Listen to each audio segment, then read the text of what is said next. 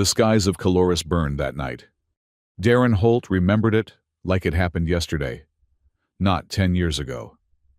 The orbital bombardment had turned the atmosphere into a canvas of orange and black, the air thick with ash and the scent of burning metal. He had been 26 then, a soldier following orders he didn't fully understand in a war that wasn't truly his. "Hostiles advancing on your 6. Holt!" The voice in his helmet had crackled. "Clear the sector and fall back to extraction point." Darren adjusted his thermal scope, his boots sinking into the blue-tinted soil of this alien world. His squad had been separated during the assault, leaving him alone in this burning landscape that once had been the outskirts of a Kalorian royal outpost.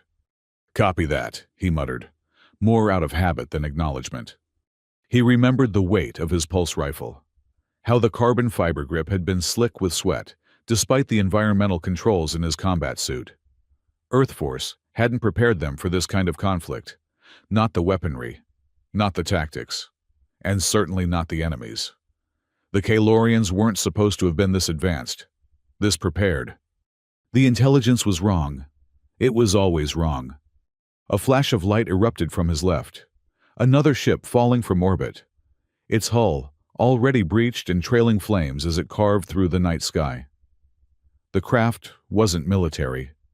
Its sleek design and ornate markings were unmistakably royal, probably trying to evacuate dignitaries before the sector was completely overrun. The ship crashed less than a kilometer away, the impact shaking the ground beneath Darren's boots. His HUD flickered momentarily as his suit compensated for the electromagnetic pulse from the crash. "New contact," the AI in his helmet announced. "Royal-class vessel down. Sweeping for survivors. Recommend immediate elimination of all hostiles." Darren knew the protocol. No survivors. The Kalorian royalty were considered the most dangerous, not for their physical abilities, but for their political value. A royal hostage could alter the course of the entire conflict. But something made him hesitate. "Hostile signature detected," the AI continued. 200 meters northeast. Recommend immediate neutralization." Darren's grip tightened on his rifle. He moved cautiously through the burning underbrush, the alien vegetation crackling beneath his boots.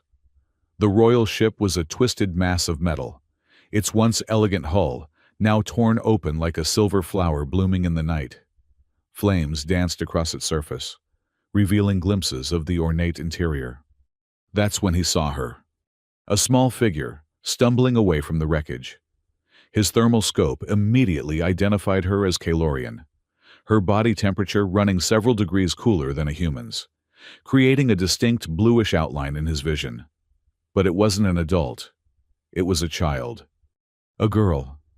Her skin the deep blue of Kalorian nobility, her silver hair reflecting the orange flames behind her.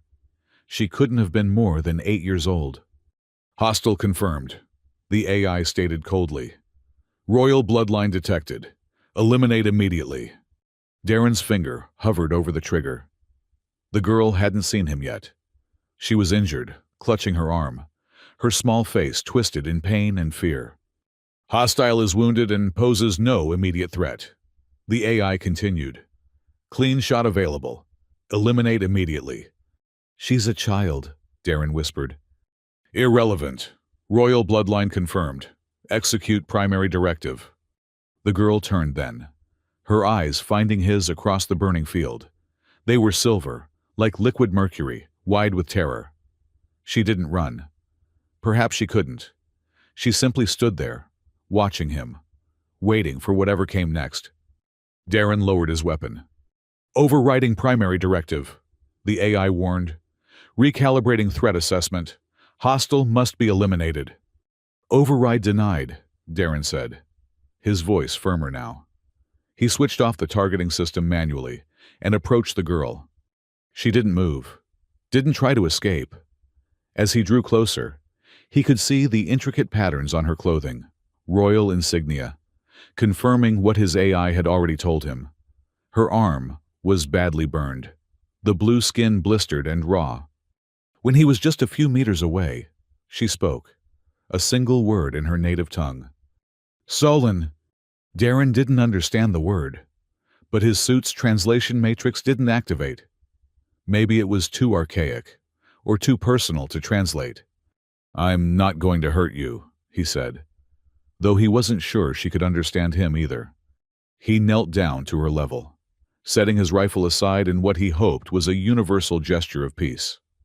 The flames from the crashed ship illuminated her face, revealing tears streaking down her blue cheeks. I need to get you somewhere safe, he said, glancing back at the wreckage. Is there anyone else? Anyone with you? She didn't respond, but her eyes darted toward the burning ship, then back to him.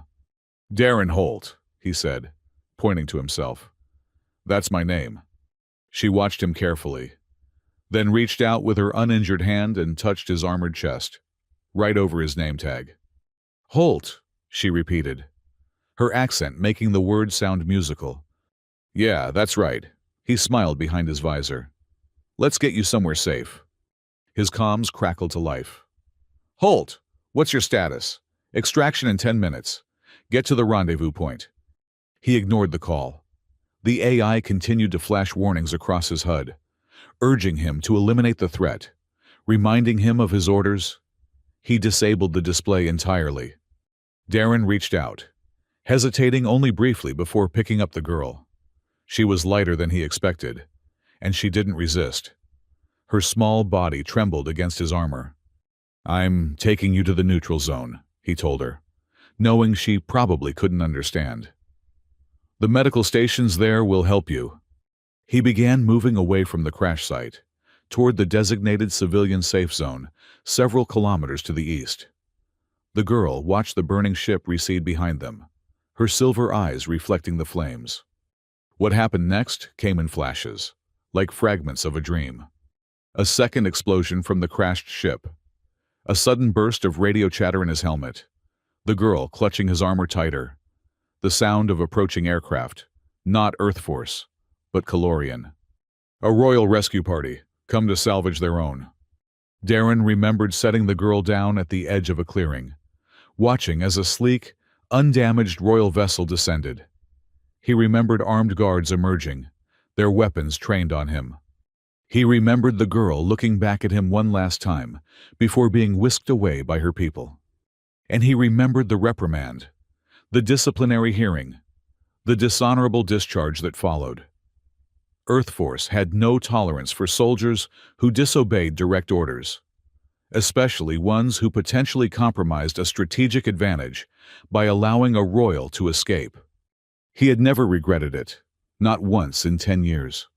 Now, as Darren wiped the grease from his hands and stared at the engine parts spread across his workbench in his small repair shop on Ashera Edge, he wondered what had become of that blue girl with silver eyes. Had she survived the war? Had she remembered the human soldier who had spared her? Or was she just another casualty in a conflict that had ultimately ended in a fragile, resentful peace? He would never know, and that was fine. He had made his choice that night, and he would make it again. The bell above his shop door chimed, pulling him from his memories. "Hey, Darren," called Tova, her tentacled appendages carrying a tray of steaming cups. The Vexillian mechanic had been his friend since he'd settled on Ashera Edge 8 years ago. "Thought you could use some stimulant. You've been working on that same converter for 3 hours. Has it been that long?" Darren accepted the cup, inhaling the bitter aroma of the space station's approximation of coffee. "Thanks." "You were doing it again," Tova said, her large eyes blinking in their peculiar sideways manner. "That 1,000-yard stare? War memories?" "Something like that," he admitted, taking a sip. Tova settled onto a stool across from him, her skin shifting to a contemplative shade of amber. "You ever think about going back to Earth?" Darren shook his head. "Nothing for me there." "Fair enough." She gestured to the parts on his table. "So, can you fix old Ferguson's ship or what?" "I can fix anything," Darren said with a half-smile. "It's people that stay broken." Before Tova could respond, a distant rumble shook the station. Both of them looked up, cups freezing halfway to their mouths. That wasn't a standard docking procedure, Tova said, her skin paling to a worried yellow. Darren was already moving to the small viewport in his shop. Outside, in the central docking bay of Ashera Edge, a massive ship was settling onto the landing platform. Its design was unmistakable. The elegant, curved hull, the shimmering silver-violet exterior that seemed to absorb and reflect light simultaneously. "Kalorian," he whispered. "Not just any Kalorian," Tova said, her voice tight with fear as she joined him at the window. "That's a royal vessel." The royal ships hadn't been seen outside Kalorian space since the war. They were symbols of power, of sovereignty, not diplomatic tools. For one to appear at a neutral trading post like Ashera Edge was unprecedented. "What are they doing here?" Darren muttered. The answer came sooner than he expected. The station's public announcement system crackled to life. "Attention all residents and visitors of Ashera Edge. Please be advised that a diplomatic delegation from the Kalorian Empire has arrived.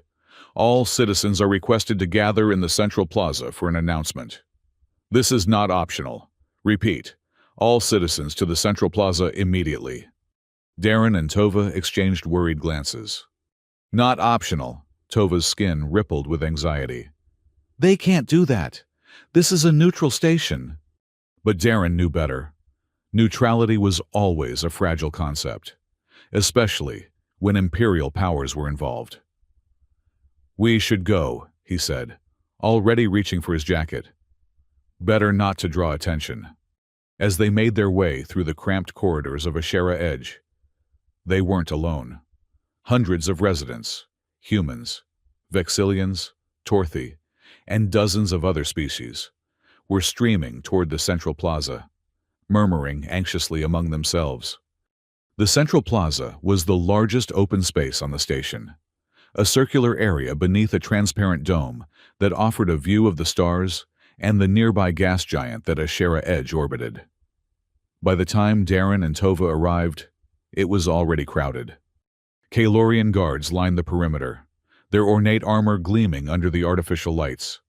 They stood perfectly still, like statues, their posture radiating a cold authority that silenced the crowd.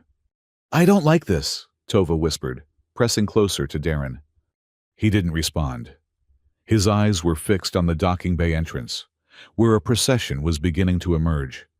First came more guards, their armor more elaborate than those already positioned around the plaza. Then various officials, their blue skin varying in shade according to their rank and lineage.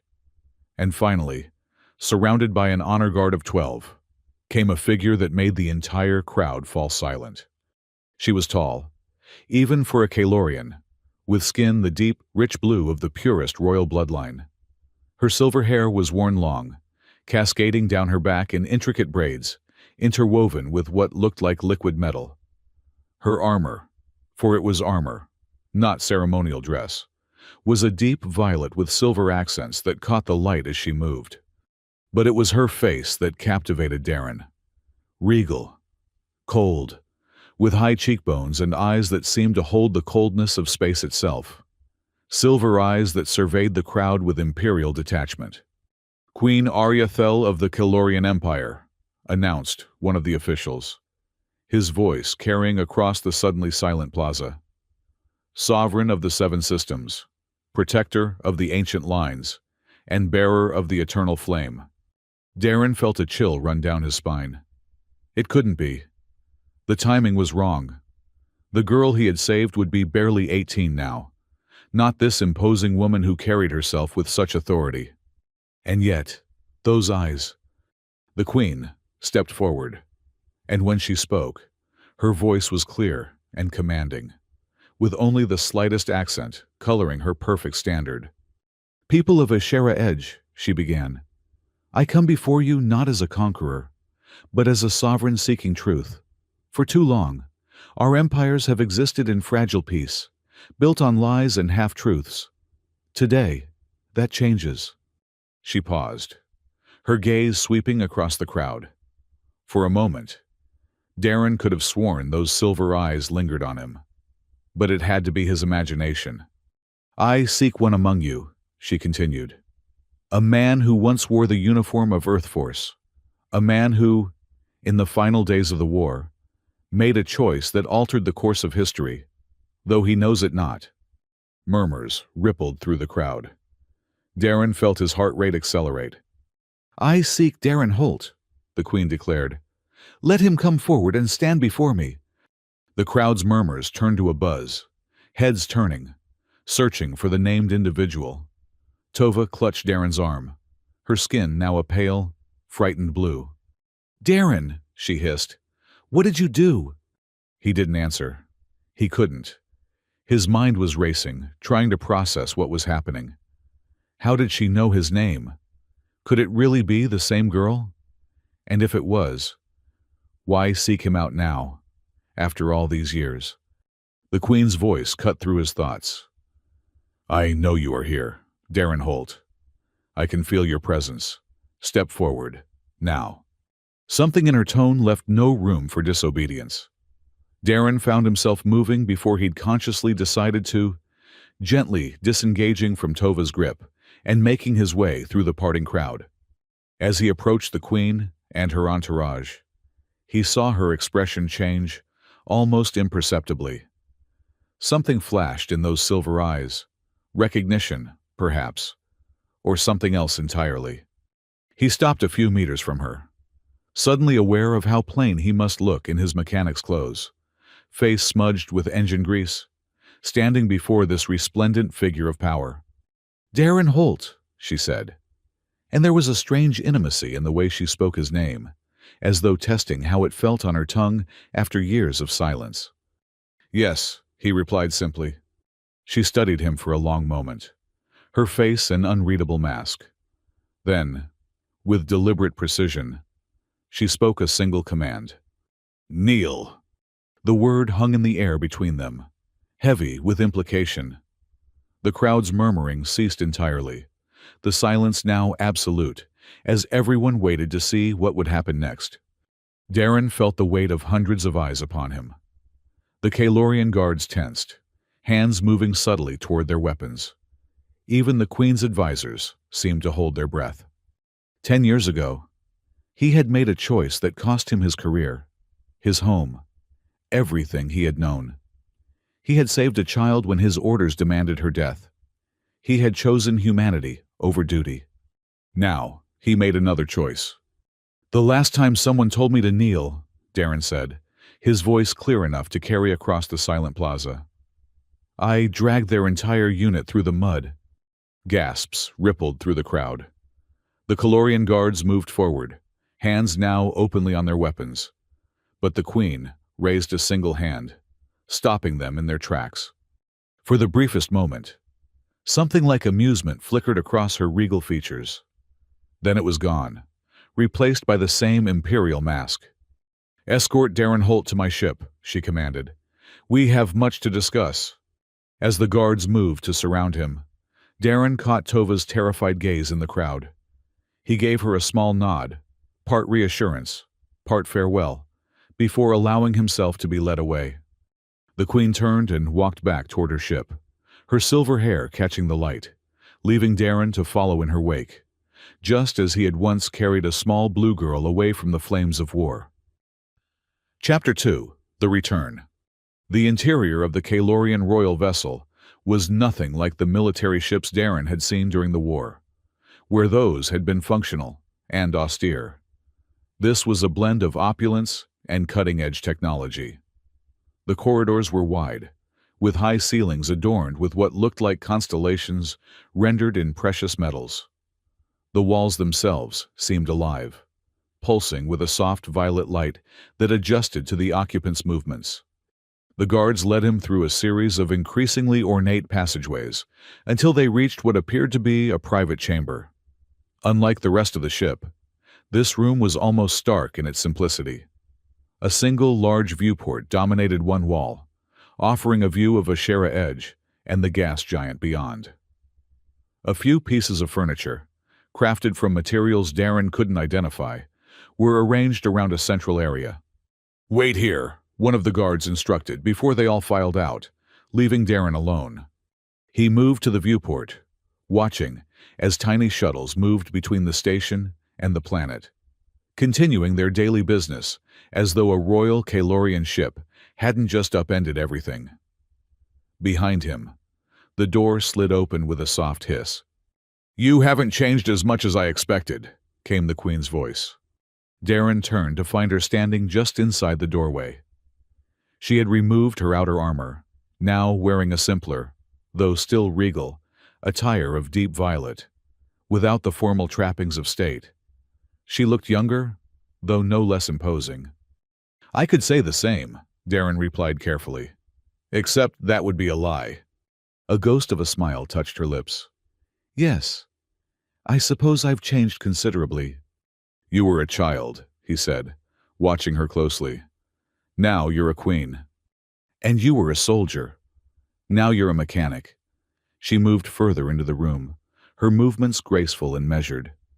"We all adapt to survive." "Is that what this is about, survival?" She regarded him thoughtfully. "In a manner of speaking." When she didn't elaborate, Darren pressed further. "How did you find me?" "Finding you was never the challenge," she replied. "I've known your location for years. The question was when to contact you."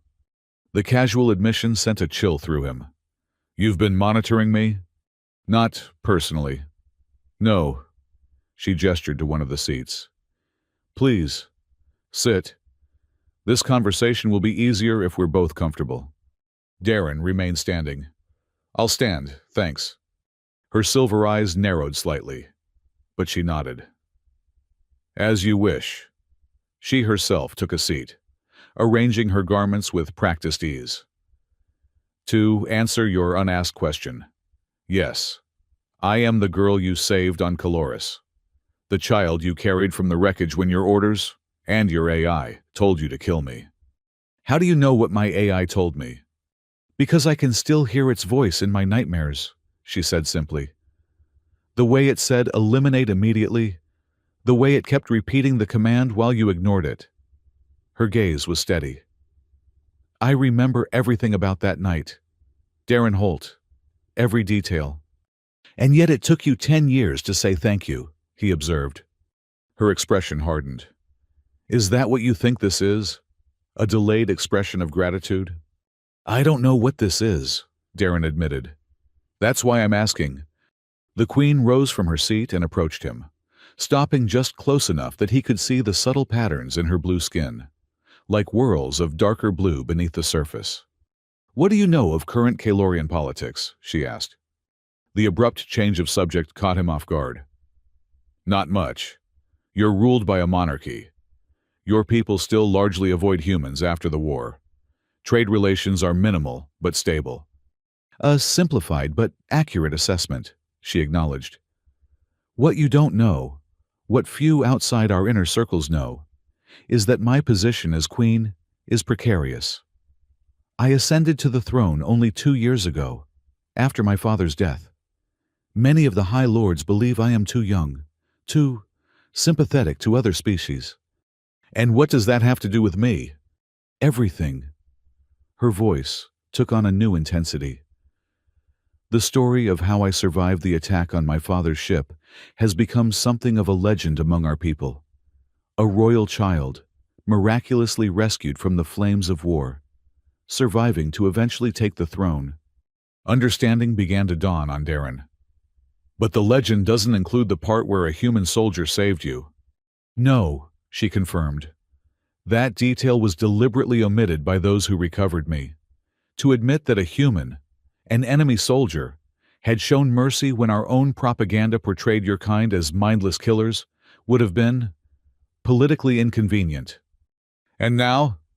Now the lords who oppose me have begun to question the very story of my survival.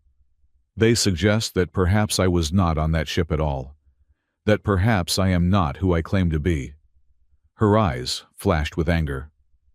"They seek to delegitimize my rule through whispers and insinuations." Darren finally understood. "And you need me to confirm your story, to be your living proof?" "Yes." She didn't bother denying it. "I need you to testify before the High Council, to tell them what happened that night, to confirm that I am indeed the child you saved." The absurdity of the situation struck Darren suddenly. Here he was, a simple mechanic on a backwater station, being asked to participate in the politics of an empire that had once tried to eradicate his species. "And if I refuse?" he asked. Her expression didn't change, but something in her posture shifted. "I could compel you. Have you brought to Kaloris by force?" "You could try," he countered. The tension between them was palpable, electric. For a moment, Darren thought she might actually call her guards. Then, unexpectedly, she turned away, moving back to the viewport. "I would prefer not to resort to such measures," she said, her back to him. "Not with you." "Why me?" Darren asked. "Surely there were others who saw you that night? The rescue party? The medical staff who treated you?" "All Kalorians," she said, turning back to face him. "All subject to political pressure and manipulation. You are the only neutral witness, the only one whose testimony cannot be dismissed as mere loyalty to the crown." Darren laughed bitterly. "Neutral? I'm human. The last war between our peoples killed millions on both sides. Your people tried to glass my homeworld. My testimony would be dismissed before I finished saying my name." "Not if you come as my personal guest," she countered. "Not if you speak under the ancient rites of truth-telling." "The what?" "A sacred tradition," she explained. "One even the most traditional lords must respect. A witness who invokes the right cannot lie without suffering severe consequences." "What kind of consequences?" "The kind that end in death," she said bluntly. Darren shook his head. "You want me to risk my life to shore up your political position, after your people spent years trying to exterminate mine?" "I am not my ancestors," she said sharply. "Nor am I the lords who would continue their legacy of hatred. I seek a different path for my people." "A convenient position now that you need my help." Her eyes flashed dangerously. "You know nothing of what I have endured, what I have fought for. You saved my life once. Yes. But do not presume that gives you the right to judge me or my intentions."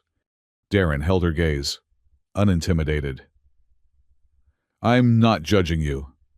I'm questioning why I should put my neck on the line for Kalorian politics." For a long moment, they stood in silence, the weight of history and circumstance hanging between them. Then, with deliberate movements, the queen reached into a concealed pocket of her garment and withdrew a small object. "Do you recognize this?" she asked, holding it out to him.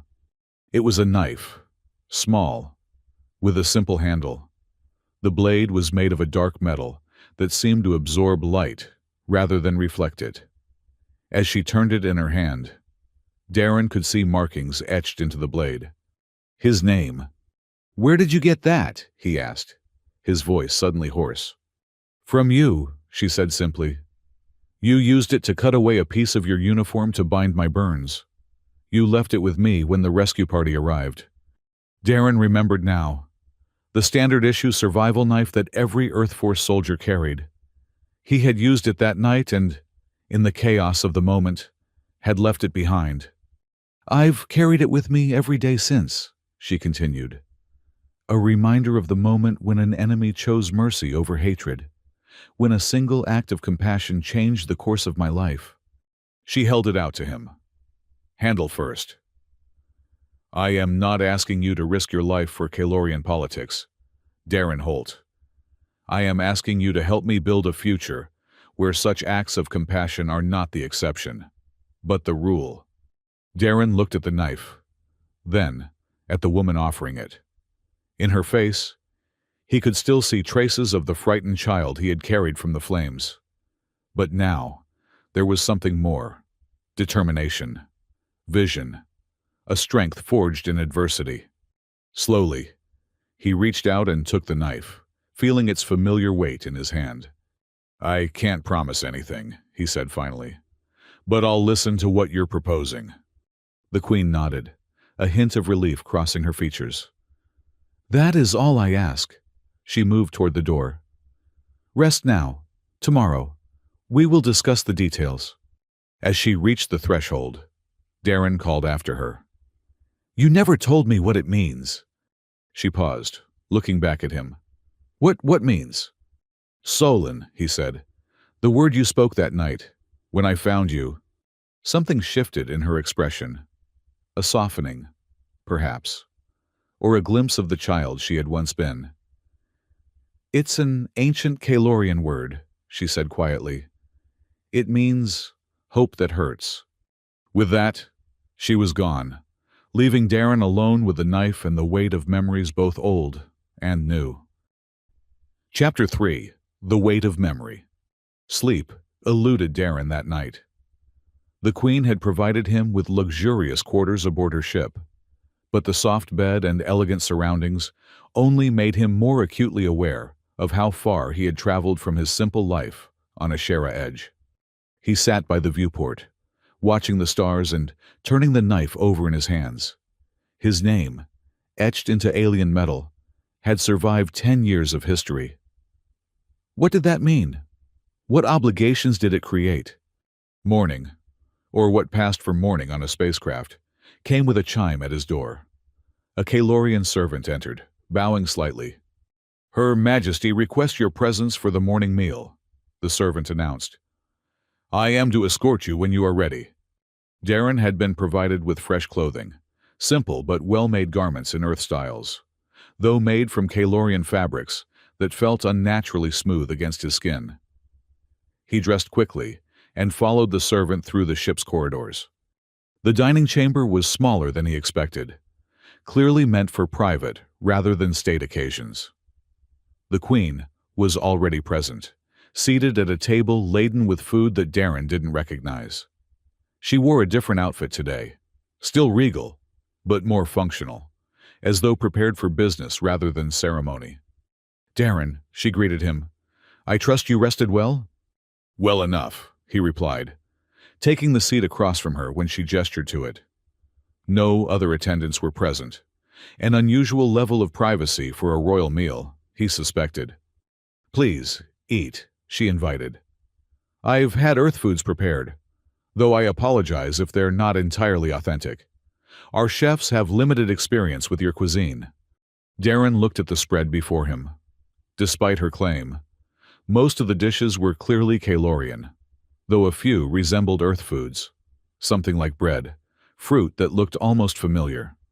"Thank you," he said, selecting what appeared to be the safest options. They ate in silence for a few minutes, the only sound the occasional clink of utensils against plates. Finally, the Queen set down her eating implements and fixed him with that piercing silver gaze. "You have questions," she stated. "Several," Darren admitted. "Starting with why you announced your search for me so publicly yesterday. You could have sent an envoy privately."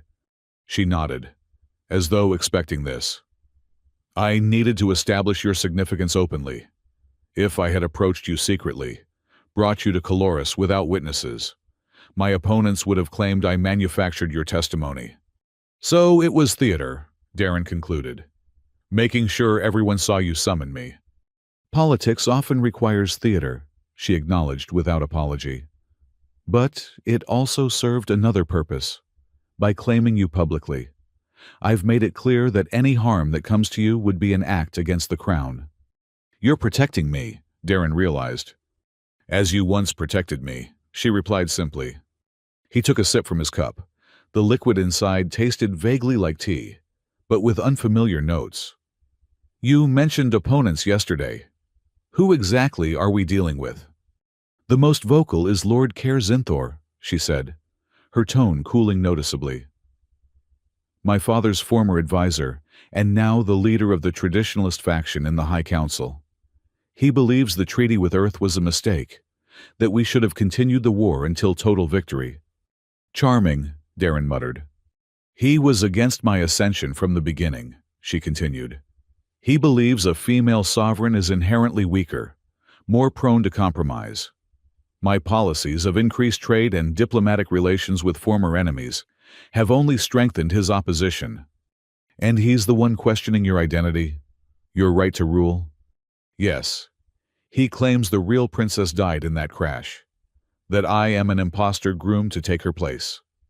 Her face remained impassive, but Darren could sense the fury beneath her controlled exterior.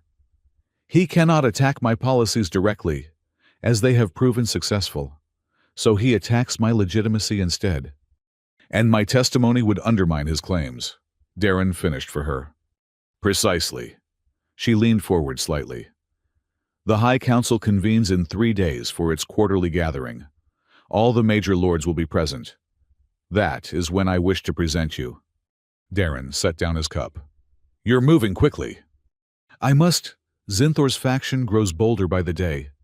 He studied her for a moment. What aren't you telling me? There's more to this than just confirming your identity. A flash of surprise crossed her features, quickly mastered. You are perceptive. I've spent 10 years reading people from a dozen different species, he said. You learn to spot when someone's holding back. She seemed to consider her next words carefully. What do you know of the Kaelorian succession laws? Nothing, Darren admitted. They are ancient and complex. But one principle remains constant. Only those of true royal blood may rule. She gestured to her own skin, the deep blue that marked her lineage. For thousands of years, this was simple to verify. But now... Let me guess, Darren interrupted. Technology has advanced. Someone could fake the physical traits. Genetic modification has made it possible. Yes, she confirmed.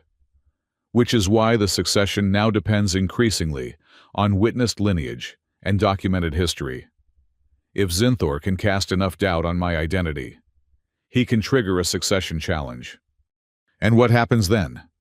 A period of regency while the challenge is investigated, during which Zinthor, as the highest-ranking lord, would serve as regent. Her expression darkened. He would have access to all state powers, all military resources. And you think he'd use them to restart the war, Darren said, the pieces falling into place. I know he would, she stated flatly. He has said as much in private council meetings. He believes humans are a threat that must be eliminated, not a potential ally. The implications were staggering. After a decade of uneasy peace, the prospect of renewed conflict between Earth and the Kaelorian Empire was unthinkable. Millions had died in the First War. A second would be even more devastating. So this isn't just about your throne, Darren said. It's about preventing another war. Yes. Her gaze was steady, unflinching. That is why I need you, Darren Holt. Not just as a witness to my identity, but as a symbol of what peace between our peoples could truly mean. The weight of responsibility settled on his shoulders like a physical burden. What had seemed like a personal request now revealed itself as something far greater, a pivotal moment that could affect billions of lives across multiple star systems. What exactly would I need to do? He asked. Appear before the High Council, she explained. Invoke the right of truth-telling. Testify to what happened that night on Caloris. Confirm that I am indeed the child you saved. And this truth-telling right, how does it work? She hesitated. It involves a substance called Veritas Serum. It prevents falsehood but causes extreme pain if the subject attempts to lie. Mind-altering drugs, Darren said flatly. That's reassuring. It is not a drug, as you understand them, she corrected. It creates a temporary psychic link between the witness and the council members. They will feel your emotions, see your memories as you recall them. They'll be in my head? Darren stood up abruptly. No, absolutely not. Only for the specific memories you choose to share, she assured him. You maintain control of what you reveal. That's not the point, he argued. You're asking me to let a group of Kaelorian lords, including one who wants to restart a war against my species, rummage around in my brain. How do I know they won't extract military information? Earth defense codes? Things I'm not even aware I know. The queen rose as well, facing him across the table. "Because I will be linked to you as well," she said quietly. "I will feel everything they attempt. I would know if they tried to push beyond the boundaries of the right. And you'd stop them." "I would die before I allowed such a violation," she stated, with such conviction that Darren almost believed her. Almost. "This is insane," he said, pacing away from the table. "You're asking too much." "I am asking exactly what is necessary," she countered. "No more, no less." Darren turned back to her. "Why should I trust you? Really? Beyond the fact that I saved you once. Why should I believe anything you're telling me now?" For the first time, he saw uncertainty in her silver eyes. She seemed to be weighing something in her mind, making a decision. "Come with me," she said finally. "There's something you need to see." She led him through parts of the ship he hadn't seen before, deeper into its core. They passed through several security checkpoints, each guard bowing deeply as the queen approached. Finally, they reached a sealed door that opened only after she placed her palm against a scanner. "This is my private archive," she explained as they entered. "No one else has access." The room was smaller than Darren expected, its walls lined with what appeared to be physical books, a rarity in any civilization advanced enough for interstellar travel. In the center stood a pedestal with a single object encased in a transparent material. A piece of fabric, charred at the edges, stained with what might have been blood. "Is that—" Darren began. "A piece of your uniform," she confirmed. "The one you tore to bind my wounds." He approached the pedestal slowly. The fabric was unmistakable, the distinctive gray-green of Earth Force combat suits, with part of the insignia still visible despite the damage. "You kept it," he said, his voice barely above a whisper. "All these years." "It was my first lesson in mercy," she said, standing beside him. "In seeing beyond borders and species, in understanding that compassion can exist even between enemies." She turned to face him directly. "I have built my entire reign on that principle. Darren, everything I have done since taking the throne has been to move my people away from the hatred and fear that led to war. Trade agreements, cultural exchanges, reparations for war crimes committed by my ancestors." "I didn't know about the reparations," Darren admitted. "Few do. The traditionalists blocked public announcements, but the funds have been flowing to affected Earth colonies for years." She gestured around the room. "I have studied your people, your culture. I believe a lasting peace is possible, but only if we acknowledge the past honestly and move forward together." Darren looked from the preserved fabric to the woman beside him. In her face, he could see both the determined queen and echoes of the frightened child. Both were real. Both were true. "If I do this," he said slowly, "if I testify, what happens afterward? Do I just go back to my shop on Ashera Edge and pretend none of this happened?" Something flickered in her expression. Disappointment, perhaps. "If that is what you wish, you would be compensated generously, of course." "I don't want your money," he said sharply. "Then what do you want, Darren Holt?" she asked, her voice soft but intent. It was a question he hadn't expected, one he wasn't prepared to answer. What did he want? He had built a life on Ashera Edge, simple, but his own. Yet he couldn't deny that it had felt incomplete, purposeless in ways he rarely allowed himself to acknowledge. "I don't know," he admitted finally, "but I know I don't want another war." She nodded, understanding in her silver eyes. "Then help me prevent one." Darren looked again at the preserved fabric, this physical proof of a moment that had changed both their lives. A choice, made in fire, and chaos that had rippled forward through a decade to bring them here, to this crossroads. "I'll do it," he said at last. "I'll testify. But I want your word that once this is done, I'm free to go. No obligations, no political maneuvering, no being paraded around as the human who saved the queen." "You have my word," she promised, relief evident in her voice. Once the council accepts your testimony, you may return to your life, and I will never call upon you again." Darren hoped he wouldn't regret this decision. But as they left the archive and returned to the more public areas of the ship, he couldn't shake the feeling that nothing would ever be the same again. Later that day, as the Queen's ship prepared to depart for Caloris, Darren requested permission to send a message to Tova. To his surprise, it was granted without hesitation. "Your friend was quite concerned about your well-being," the Queen informed him. "She has been making inquiries through official channels since your departure." "That sounds like Tova," Darren said with a faint smile. "She's persistent." "A valuable quality in a friend," the Queen observed. "You may use the communication suite. It has been configured to connect with Ashera Edge." The communication suite was more advanced than anything Darren had used before, with holographic interfaces that responded to the slightest gesture. He recorded a brief message explaining that he was safe and would be away for a short time on what he vaguely described as personal business. He didn't mention where he was going or why, partly because he wasn't sure Tova would believe him, and partly because he didn't want to worry her more than necessary.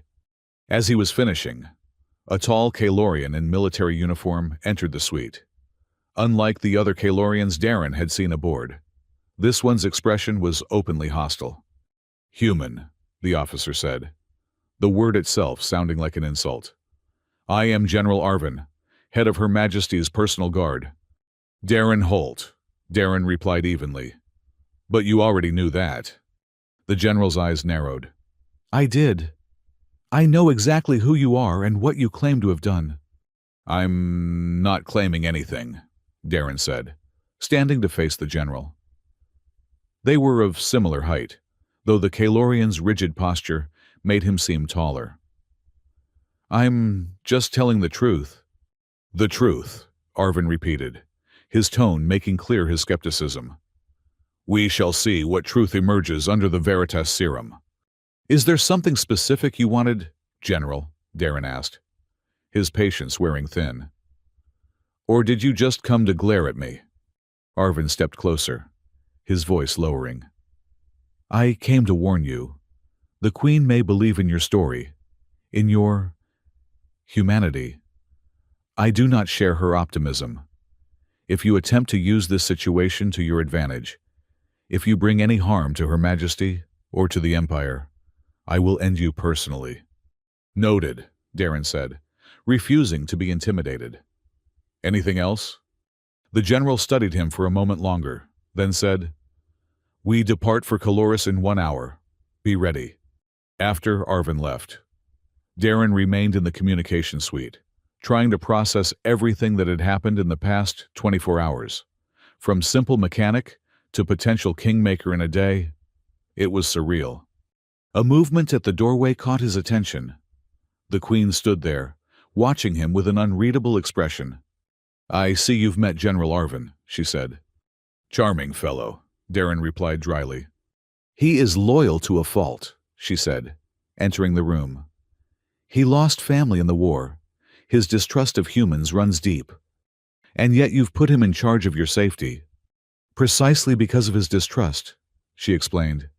"He sees threats everywhere, anticipates the worst in everyone. It makes him an excellent protector."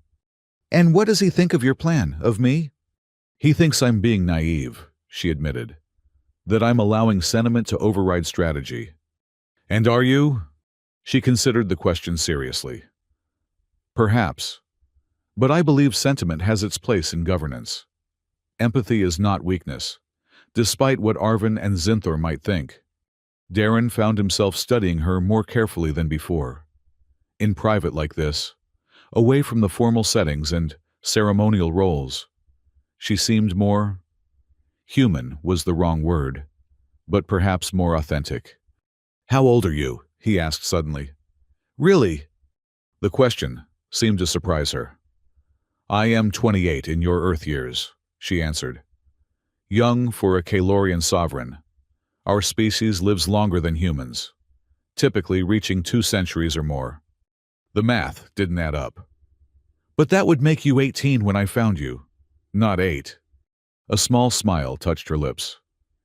Kalorians mature differently than humans. I was physically a child then, though older in years than I appeared to your eyes. So when you took the throne 2 years ago? I was 26, she confirmed.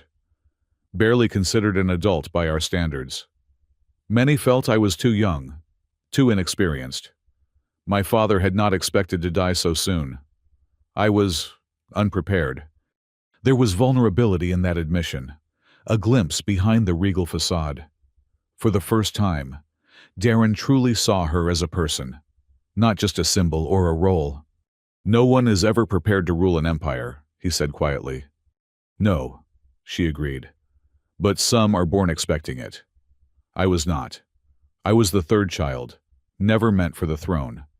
My brothers were being groomed for succession when the war began. They both died in the early campaigns. I'm sorry, Darren said, and meant it. She acknowledged his sympathy with a slight nod. Their deaths changed everything. Suddenly, I was the heir. My education shifted from arts and philosophy to politics and strategy. My father became determined to protect me at all costs. Hence the royal ship trying to evacuate you that night. Yes. Her gaze turned distant, remembering. We were supposed to reach a safe haven in the outer systems, but your forces had broken through our defenses faster than anticipated. The pieces were fitting together now. And when you returned, when they learned a human soldier had saved you, it became a state secret, she confirmed. To admit an enemy had shown mercy would contradict everything our propaganda had claimed about humans. My father ordered all records sealed, all witnesses sworn to secrecy. But you remembered, Darren said.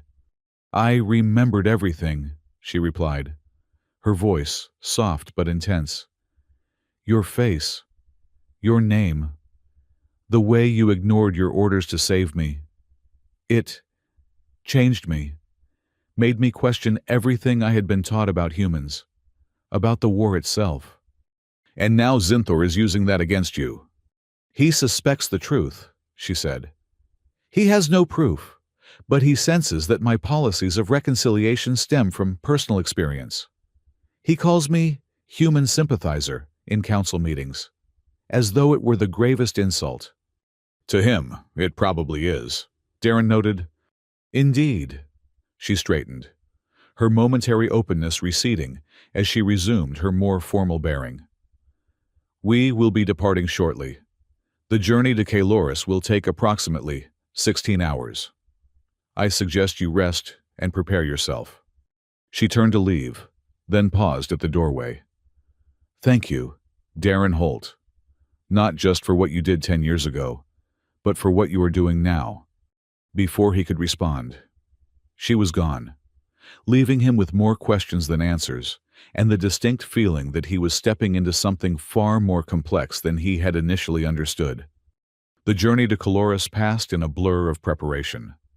The Queen sent various advisors to brief Darren on Kalorian court protocol, the structure of the High Council, and the intricacies of the truth-telling rite. He learned more about Kalorian politics in 16 hours than most humans had discovered in decades of diplomatic relations. Through it all, one fact became increasingly clear. Aryathel's position was far more precarious than she had initially revealed. The traditionalist faction led by Zinthor held significant power, controlling key military positions and resource-rich territories. They tolerated her rule because open opposition would risk civil war. But they actively worked to undermine her authority at every turn. Darren's testimony wasn't just about confirming her identity. It was a calculated political move that could potentially shift the balance of power decisively in her favor. If the High Council formally acknowledged her legitimacy under the truth-telling rite, Zinthor's most powerful weapon against her would be neutralized. No wonder the stakes were so high. No wonder General Arvin watched him with such suspicion. As they approached Kaloris, Darren was summoned to the observation deck. The Queen stood alone before the massive viewport, watching as her homeworld grew larger in the view. Kaloris was breathtaking, a world of deep blues and purples, with swirling white clouds and vast oceans that shimmered with an almost metallic quality. Even from orbit, Darren could see the sprawling cities that glittered like jewels across the surface. "It's beautiful," he said as he joined her at the viewport. "Yes," she agreed. "Though I imagine it looks different through your eyes than through mine." "Probably," he admitted. "Last time I saw it, I was looking through a targeting scope." She turned to him, her expression serious. "We are about to enter a different kind of battlefield, Darren. One where words and memories are the weapons, and the stakes are just as high as in any war." "I understand." "Do you?" She studied him intently. "Once we land, you will be at the center of the Empire's attention. Every lord, every official, every citizen with access to media will be watching you, analyzing your every word and gesture. Zinthor will use any inconsistency, any hesitation to discredit your testimony."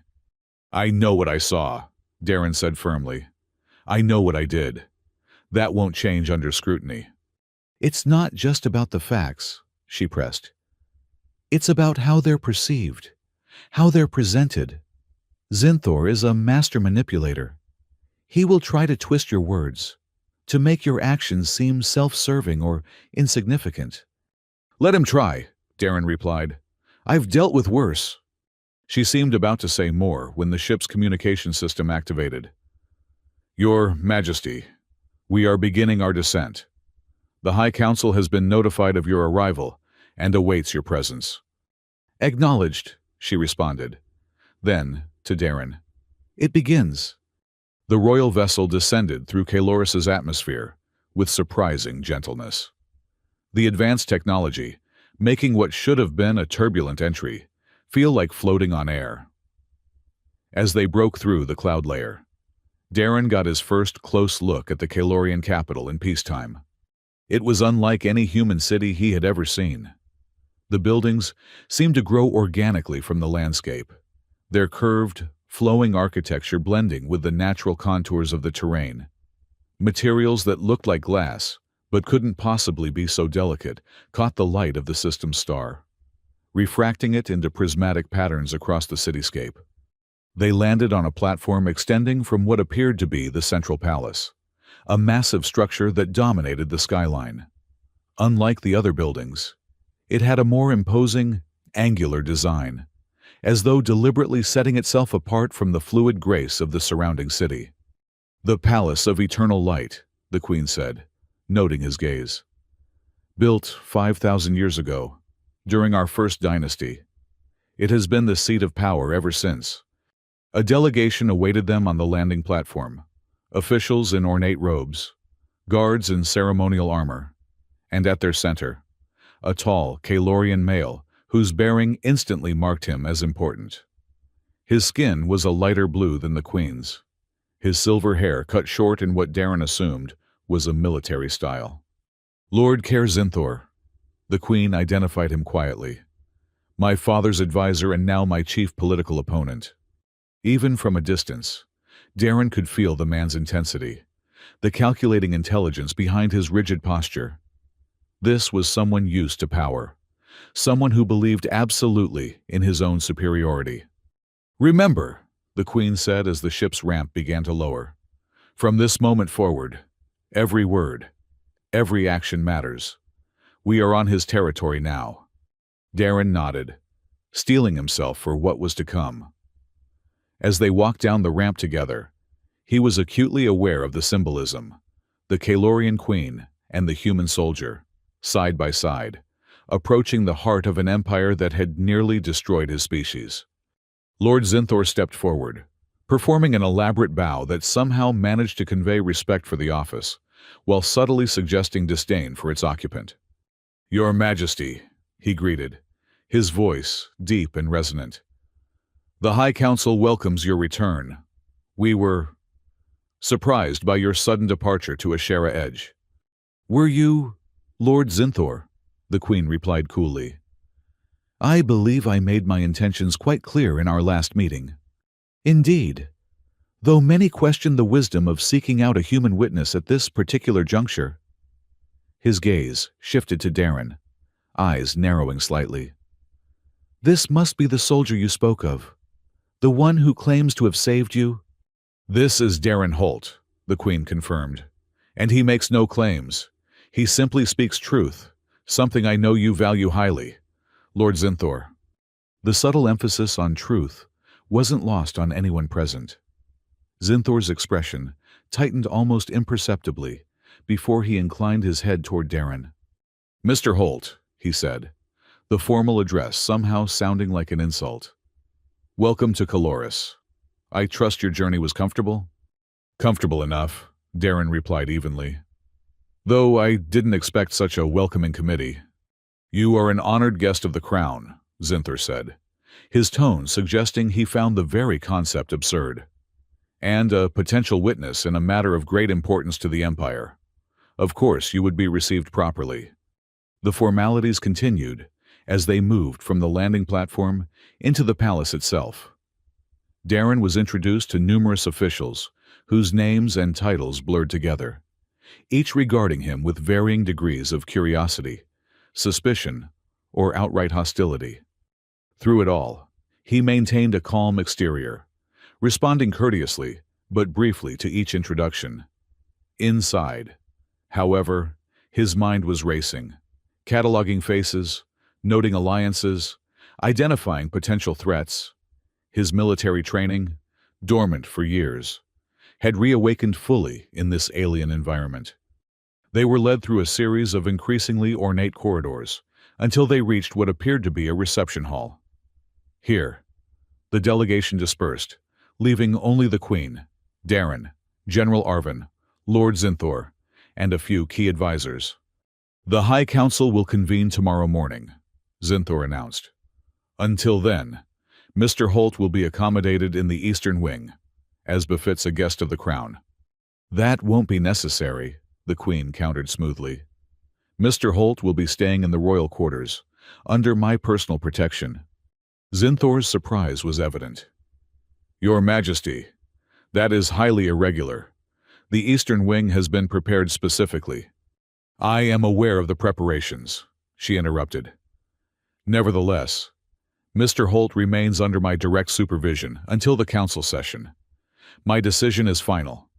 The two locked gazes in a silent battle of wills.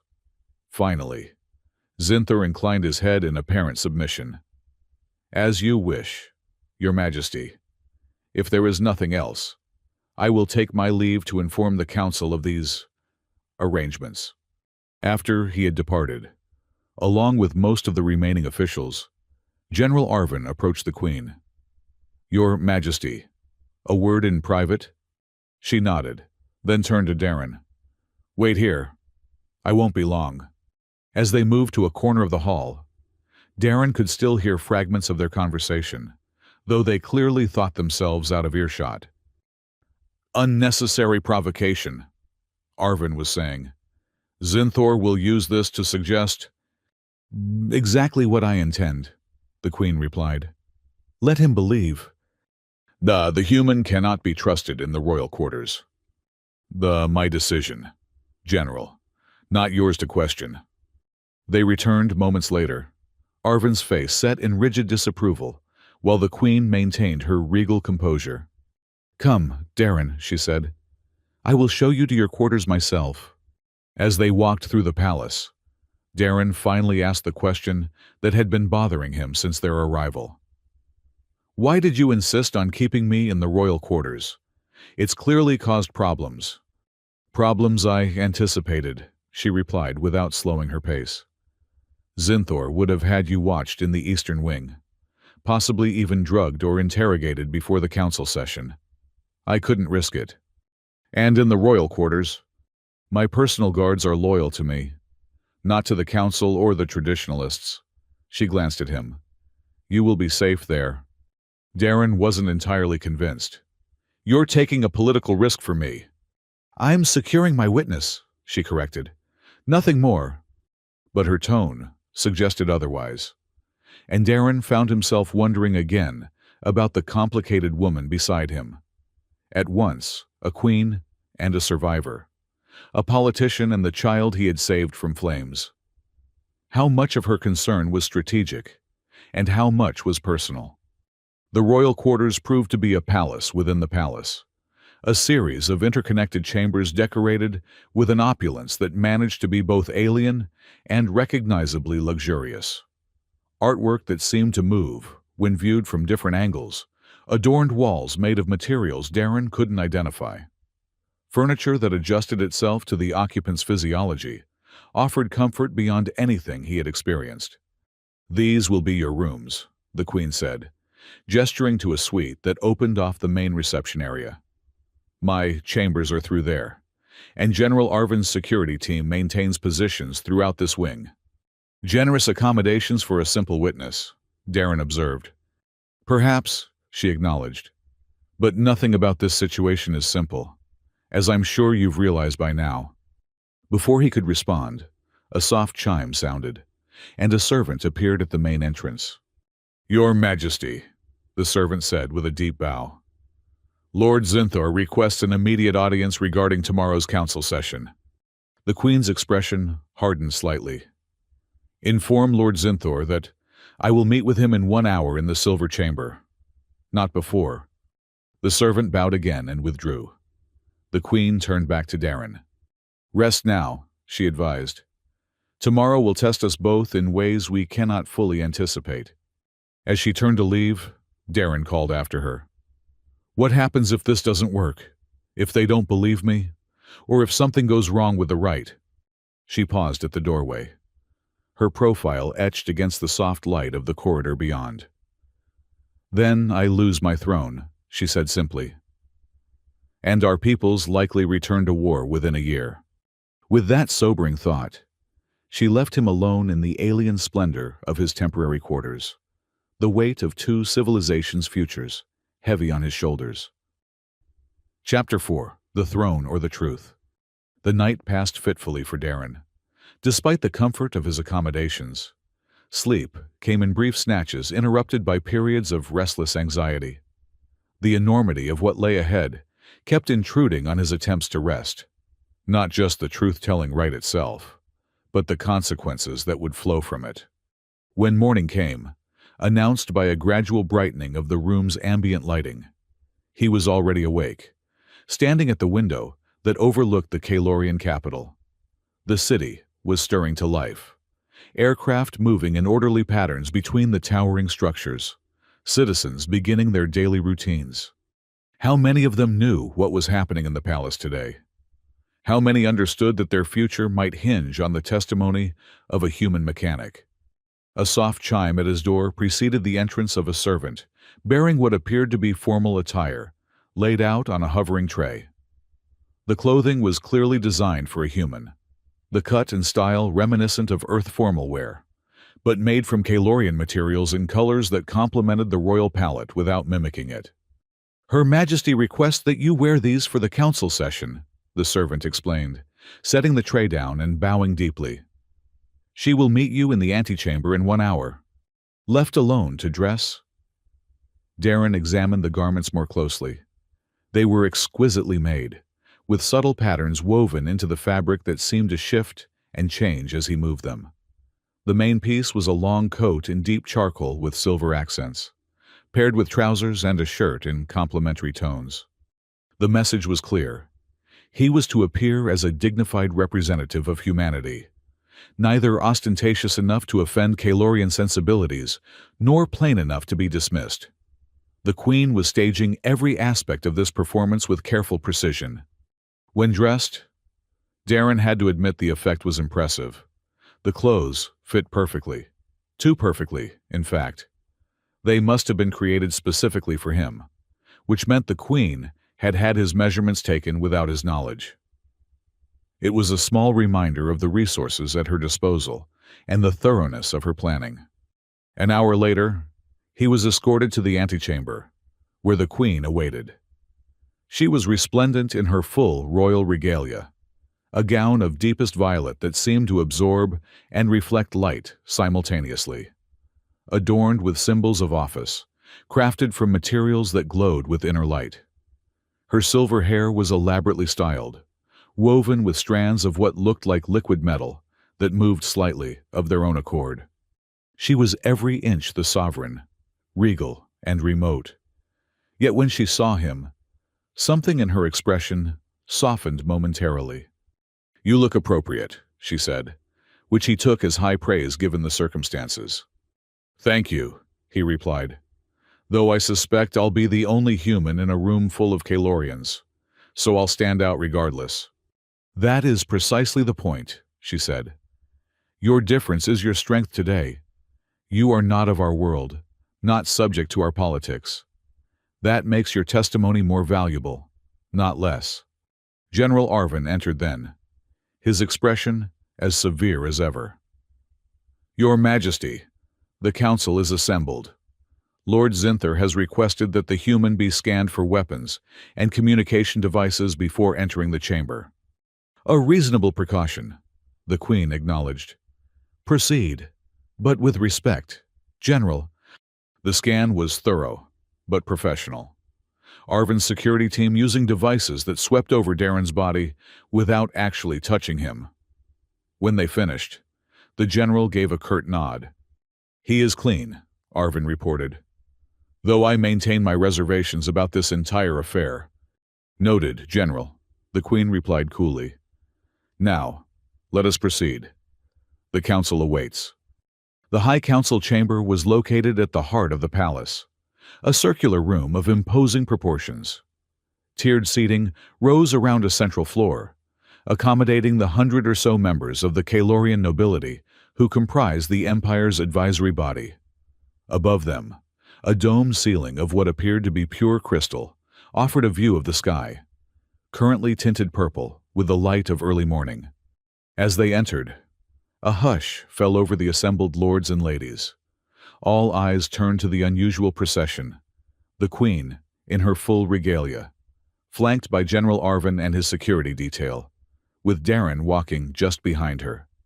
Lord Zinthor occupied a prominent position in the front tier, his seat elevated slightly above the others to denote his status as First Counselor. His gaze was coldly analytical as it followed their progress to the center of the floor. The Queen took her place on a raised dais that held a single throne, a masterpiece of Kalorian craftsmanship, carved from what looked like a solid piece of luminescent stone. Darren remained standing on the main floor, conscious of hundreds of alien eyes assessing him.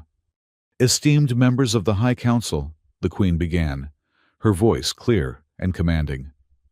"I have called this special session to address matters of succession and legitimacy that have been raised in recent months. As is my right as sovereign, I have brought before you a witness whose testimony bears directly on these matters." Murmurs rippled through the assembly. Zinthor leaned forward in his seat. "Your Majesty," he said, his deep voice projecting effortlessly through the chamber. "While we respect your prerogative to call witnesses, many council members have expressed concern about the nature and timing of this particular individual's appearance." "What concerns specifically, Lord Zinthor?" the Queen asked, though Darren suspected she knew exactly what was coming. "To be direct, Your Majesty," Zinthor continued, "you have brought a human, a former enemy combatant, into the sacred heart of our empire, claiming he possesses knowledge crucial to matters of state. Many find this difficult to accept at face value." "I understand these concerns," she replied evenly, "which is why Mr. Holt has agreed to testify under the right of truth-telling. His words will be bound by the Veritas Serum, subject to the same constraints as any Kalorian witness." This announcement caused a greater stir among the council members. The right of truth-telling was rarely invoked, and never before for a non-Kalorian. "The sacred right was not designed for alien physiology," Zinthor objected. "We have no assurance it will function correctly on a human." "Our medical advisors have confirmed its compatibility," the Queen countered. "The psychic principles underlying the serum transcend species differences." Zinthor's expression suggested he remained unconvinced, but he shifted tactics. "Even if the serum functions as intended, we must question the relevance of this testimony. What could a human soldier possibly know about Kalorian succession rights? The queen rose from her throne, the gesture itself commanding attention. 10 years ago, during the final days of the war, a royal transport was shot down over the Kalorian highlands. That ship carried the last surviving heir to the throne. Me. According to official records, I was rescued by a Kalorian recovery team and returned safely to the capital. She paused, her gaze sweeping the chamber. Those records are incomplete. Before the recovery team arrived, I was pulled from the burning wreckage by an Earth Force soldier who disobeyed direct orders to eliminate any survivors. That soldier stands before you today. The chamber erupted in shocked exclamations.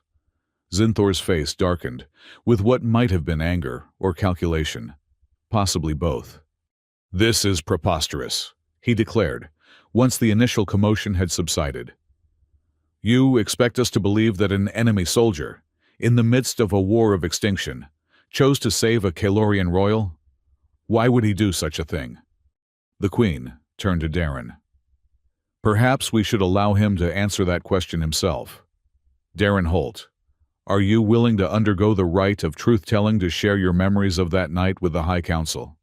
All eyes turned to Darren. The moment of decision had arrived. Despite all the preparation, all the political maneuvering that had brought him to this point. In the end, it came down to a simple choice: to speak or to remain silent. "I am willing," he said, his voice carrying clearly across the suddenly quiet chamber. The ritual preparations began immediately. A team of robed figures, priests or scientists, Darren couldn't tell which, entered the chamber carrying elaborate equipment. A circular platform was raised from the floor, surrounded by 7 smaller pedestals arranged in a precise geometric pattern. "The council will select 7 witnesses to form the truth circle," one of the robed figures announced. "These witnesses will share in the memories revealed by the serum and vouch for their authenticity." A series of nominations and votes followed, resulting in the selection of 7 council members, including, predictably, Lord Zinthor. The queen would also participate, as was her right as sovereign. "The human will stand upon the central platform," the ritual master instructed. "The witnesses will take their places at the outer pedestals." As Darren stepped onto the platform, he felt a subtle vibration beneath his feet. The material seemed to adjust to his presence, conforming slightly to his stance. Around him, the queen and the 7 council members took their positions, each standing on one of the smaller pedestals. "The Veritas serum will now be administered," the ritual master announced. "Once activated, it will create a psychic link between the primary witness and the truth circle. All memories shared will be experienced directly by the circle members." A secondary platform rose beside Darren, bearing a crystalline vessel containing a luminescent blue liquid. It pulsed gently, as though alive. "Extend your hand, human," the ritual master instructed. Darren complied, holding out his right hand, palm up. The ritual master used a delicate instrument to place 3 drops of the serum onto his palm. The liquid seemed to shimmer for a moment before being absorbed directly through his skin. The sensation was immediate and disorienting, a rush of warmth spreading up his arm and into his chest, followed by a strange clarity of thought. His senses sharpened, colors becoming more vivid, sounds more distinct. He could feel the presence of the 8 Kalorians in the truth circle, their consciousness brushing against his own.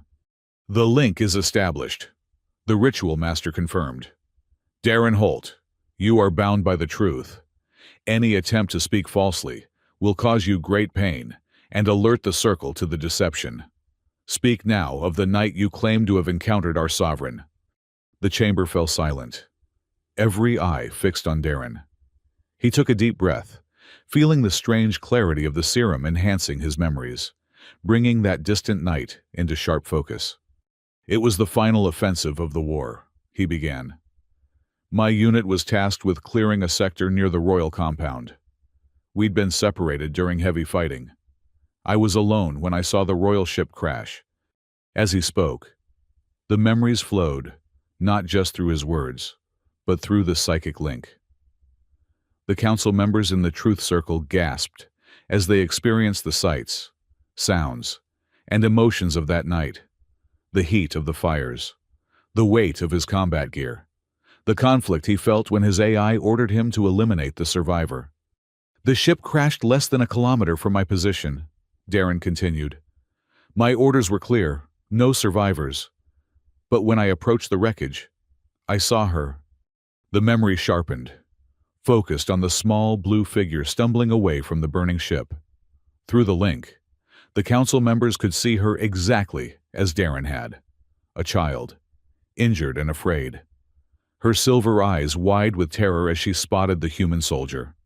My AI identified her as royalty and ordered immediate elimination, Darren said, the cold, mechanical voice echoing through the shared memory. I refused. I approached her instead. Lord Zinthor's voice cut through the narrative. Why? Why disobey your orders to save an enemy? The question resonated through the psychic link, demanding truth. Darren felt the serum compelling him to answer with absolute honesty. Because she was a child, he said simply. Not a soldier, not a threat, just a scared child who needed help. I couldn't pull the trigger. No order could make that right. The raw emotion behind his words flowed through the link, his certainty in that moment, his willingness to face consequences rather than commit what he saw as murder. Several council members shifted uncomfortably, confronted with the authentic humanity of an enemy they had been taught to despise. Continue, the Queen directed, her voice steady despite the emotions Darren could sense flowing through the link from her. I approached her, set my weapon aside. He went on. She didn't run. She watched me, waiting, and then she spoke a single word. Through the link, they all heard it, the child's voice speaking clearly. Solen! Murmurs broke out among the council members, not in the Truth Circle. Those connected to Darren's memories remained silent, but he could feel their recognition, their understanding of the word's significance. I picked her up and started carrying her toward the neutral zone, Darren continued. Her arm was badly burned. I tore a piece of my uniform to bind the wound. The memory showed his actions in detail. The careful way he had treated her injury, the gentle manner he had used despite their different species, the knife he had used to cut the fabric. Before we could reach safety, a Kalorian rescue vessel arrived, he said. I set her down at the edge of a clearing. Your people took her aboard their ship. That was the last time I saw her, until 2 days ago when she arrived on Ashera Edge. The psychic link pulsed with the truth of his words. There was no deception, no embellishment, just the unvarnished reality of what had happened that night. Zinthor leaned forward, his face tense with concentration. The child you rescued, are you certain it was the same person who now sits upon the throne? Yes, Darren replied without hesitation. The eyes are the same. Silver, unlike any I've seen before or since. Many Kalorians have silver eyes, Zinthor countered. Not like hers, Darren insisted. And through the link flowed his absolute certainty, his recognition when he had first seen the Queen on Ashera Edge. Another council member spoke up. How can we be certain these memories haven't been altered or implanted? Humans are known to be susceptible to suggestion. The Veritas serum prevents such deception, the ritual master explained. It reveals memories as they exist in the mind of the witness. Any tampering would be evident to the Truth Circle. Ask him about the knife, the Queen suggested suddenly. Zinthor's eyes narrowed. What knife? The one he used to cut his uniform, she explained. Ask him to describe it. Describe this knife, human, Zinthor demanded. Darren focused on the memory.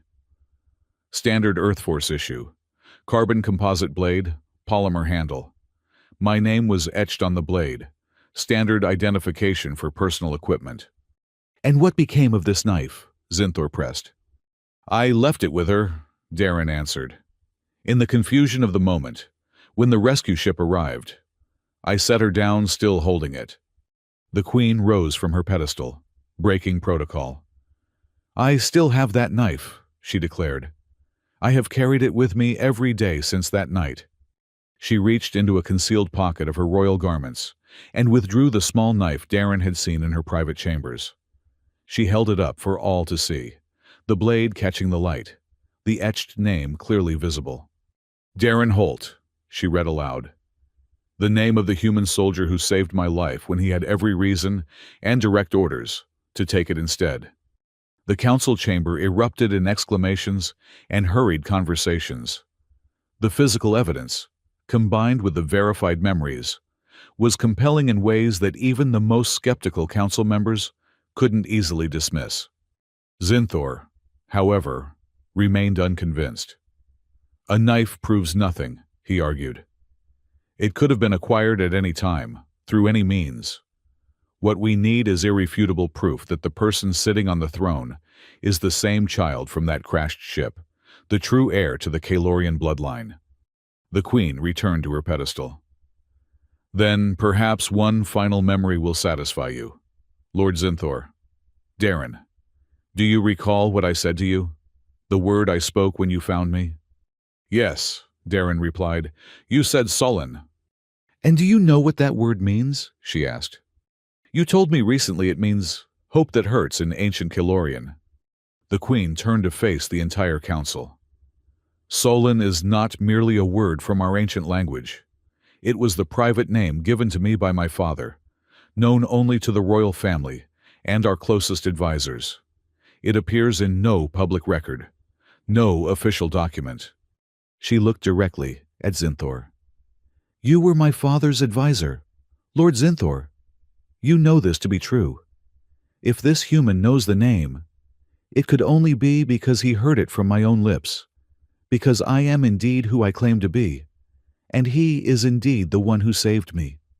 Zinthor's composure faltered for the first time.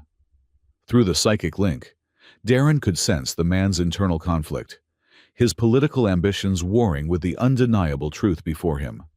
"The Rite has confirmed the human's memories," the ritual master announced formally.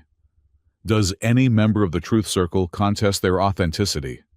One by one, the council members in the circle indicated their acceptance of the memories as true. Only Zinthor hesitated, his face a mask of calculation. "Lord Zinthor," the Queen said quietly, "the truth stands before you, verified by our most sacred rite. Will you acknowledge it, or will you place your ambition above the traditions you claim to defend?" The chamber was utterly silent, hundreds of Kalorians waiting for his response. Finally, with visible reluctance, Zinthor gave a curt nod. "I do not contest the memories," he said stiffly. "The human speaks truth as he knows it."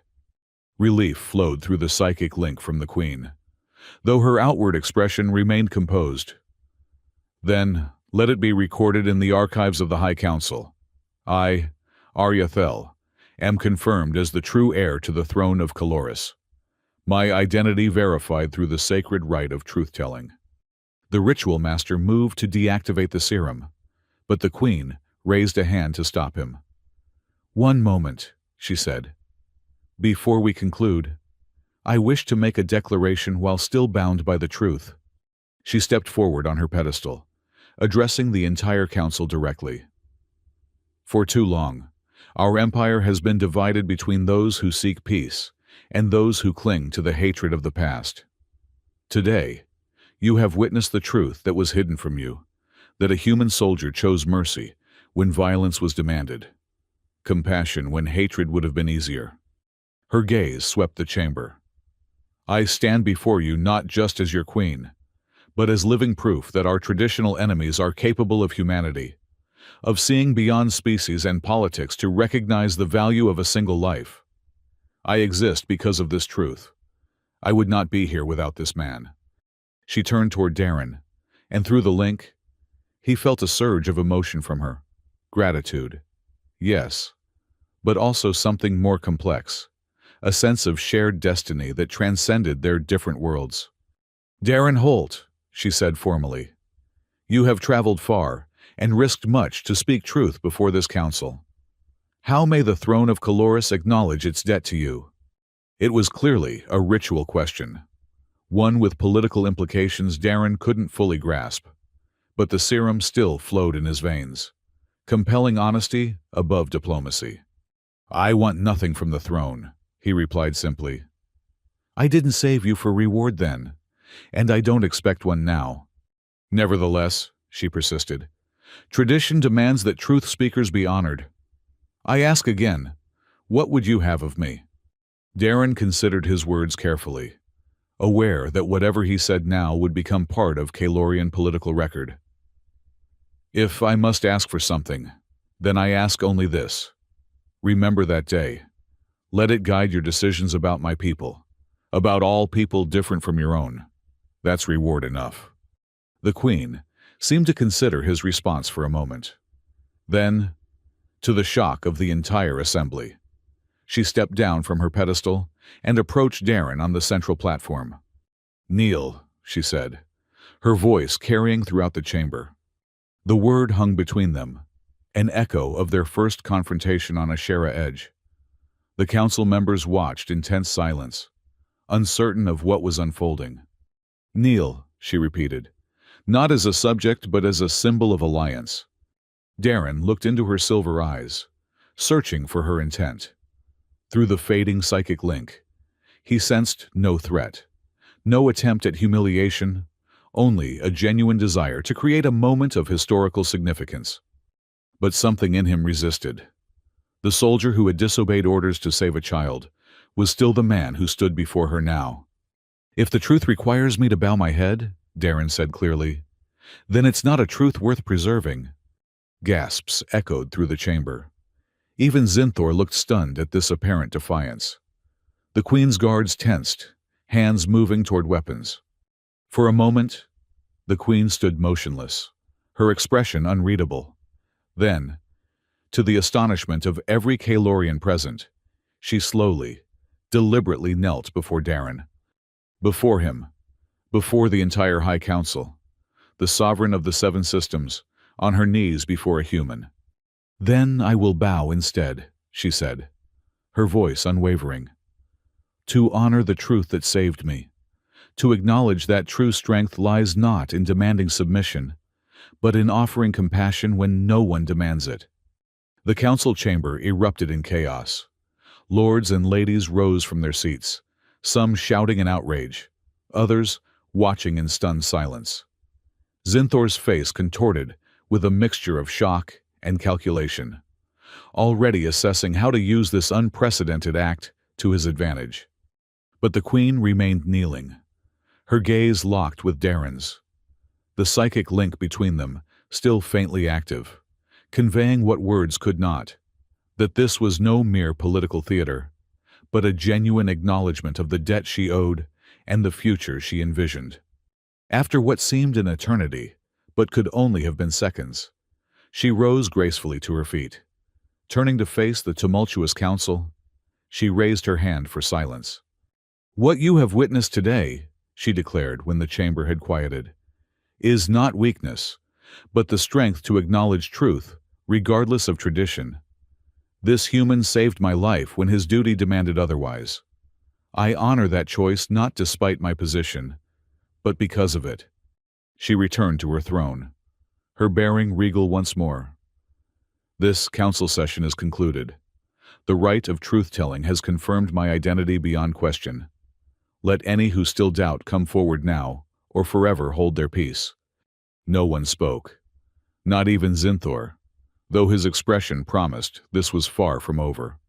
As the ritual master finally deactivated the serum, Darren felt the psychic link dissolve, leaving him standing alone on the central platform, suddenly aware of hundreds of alien eyes regarding him with emotions ranging from awe to hatred. The Queen had won this battle. Her identity was confirmed, her throne secured, for now. But in kneeling before a human, she had created a new kind of vulnerability, a political liability that her enemies would surely exploit. And Darren, who had come to Kaloris only to speak truth, now found himself at the center of a transformation that would reshape two civilizations. The simple mechanic from Ashera Edge had become a symbol of mercy, of alliance, of a future not yet written. As the council members filed out of the chamber, many casting backward glances at the human who had changed everything. Darren met the Queen's gaze across the now emptying room. In her silver eyes, he saw both triumph and uncertainty, the weight of what she had done, the challenges that lay ahead. Whatever came next, nothing would ever be the same again. Chapter 5. The Shift. In the days that followed the council session, Caloris was ablaze with controversy. News of what had transpired in the High Council chamber spread rapidly throughout the Empire, polarizing the population in ways not seen since the war itself. Darren witnessed the upheaval from the relative safety of the royal quarters, where the Queen had insisted he remain for his protection. Media reports, translated for him by palace staff, revealed the depth of the political earthquake his testimony had triggered. Some Kaelorians hailed the Queen as visionary, praising her courage in acknowledging the truth of her rescue and honoring the human responsible. They saw in her actions the promise of a new era, one where ancient hatreds might finally be set aside in favor of cooperation and mutual respect. Others, however, were outraged. Conservative factions denounced her kneeling as an unforgivable humiliation, a betrayal of Kaelorian pride and tradition. They painted Darren as a manipulator who had somehow tricked their sovereign into a disgraceful public display. Zinthor, predictably, had emerged as the voice of this opposition. Though he could no longer question the Queen's legitimacy, he had pivoted skillfully to attacking her judgment, suggesting that her emotional attachment to her rescuer had clouded her reason and compromised her ability to rule effectively. "Your political situation seems even more complicated now," Darren observed, as he and the Queen reviewed the latest reports in her private study. "Was kneeling part of your strategy all along?" She looked up from the holographic display she had been studying, her silver eyes thoughtful. "No," she admitted. "That was unplanned. A genuine response to your refusal, which you probably should have anticipated," he pointed out. "I didn't kneel on Ashera Edge. Why would I kneel in your council chamber?" A faint smile touched her lips. "Perhaps I hoped the gravity of the situation would change your mind. Or perhaps I wanted to see if you remained the same man who defied orders to save a child." "And you exceeded my expectations," she said simply. "As you did 10 years ago." Before Darren could respond, General Arvin entered the study, his expression even more severe than usual. "Your Majesty," he said with a formal bow, "the situation in the southern provinces has escalated. Lord Zinthor has called for public demonstrations against the human influence in the royal court." The Queen's expression hardened. "Predictable, but concerning. Have there been any violent incidents?" "Not yet," Arvin replied. "But security reports suggest that could change quickly. Zinthor's rhetoric has become increasingly inflammatory." "Increase the palace guard," she ordered, "and prepare a public address. I want to speak directly to our people, not through the filter of Zinthor's propaganda." Arvin nodded, then hesitated. "There is another matter, Your Majesty, regarding the human." "Darren Holt has a name, General," she reminded him coolly. "Use it." The general's jaw tightened, but he complied. "Regarding Mr. Holt, we have received intelligence that certain factions may be planning direct action against him, as a symbol of what they see as your controversial policies." "Assassination, you mean?" Darren translated bluntly. "That is one possibility," Arvin acknowledged, addressing the Queen rather than Darren. "I recommend immediate evacuation. Return him to Ashera Edge with a security detail." The Queen shook her head. "That would be seen as retreat, as validation of Zinthor's claims that I made a mistake. No, Darren stays here, under our protection." "With respect, Your Majesty," Arvin pressed, His continued presence only inflames the situation. The longer he remains in the palace, the more ammunition you provide to your opponents. The general has a point, Darren interjected. I've fulfilled my purpose here. There's no reason for me to stay and complicate your politics further. The Queen rose from her seat, pacing to the window that overlooked the capital city. You both speak as though this is merely a political calculation. It is not. She turned back to face them. Darren Holt's presence in this palace is a living reminder of the truth, that cooperation between our peoples is not only possible but necessary. A symbolic gesture that may cost you your throne, Arvin warned. Or secure it for generations to come, she countered. Depends on your perspective, doesn't it, General? Arvin's expression suggested he strongly disagreed, but he knew better than to argue further. As you wish, Your Majesty. I will increase security and make preparations for your public address. After the general had departed, Darren moved to join the Queen at the window. He's right, you know. I'm becoming a liability. You are becoming a catalyst, she corrected. Change is never comfortable, Darren. Especially change that challenges centuries of prejudice and fear. Change shouldn't have to come at the cost of stability, he argued.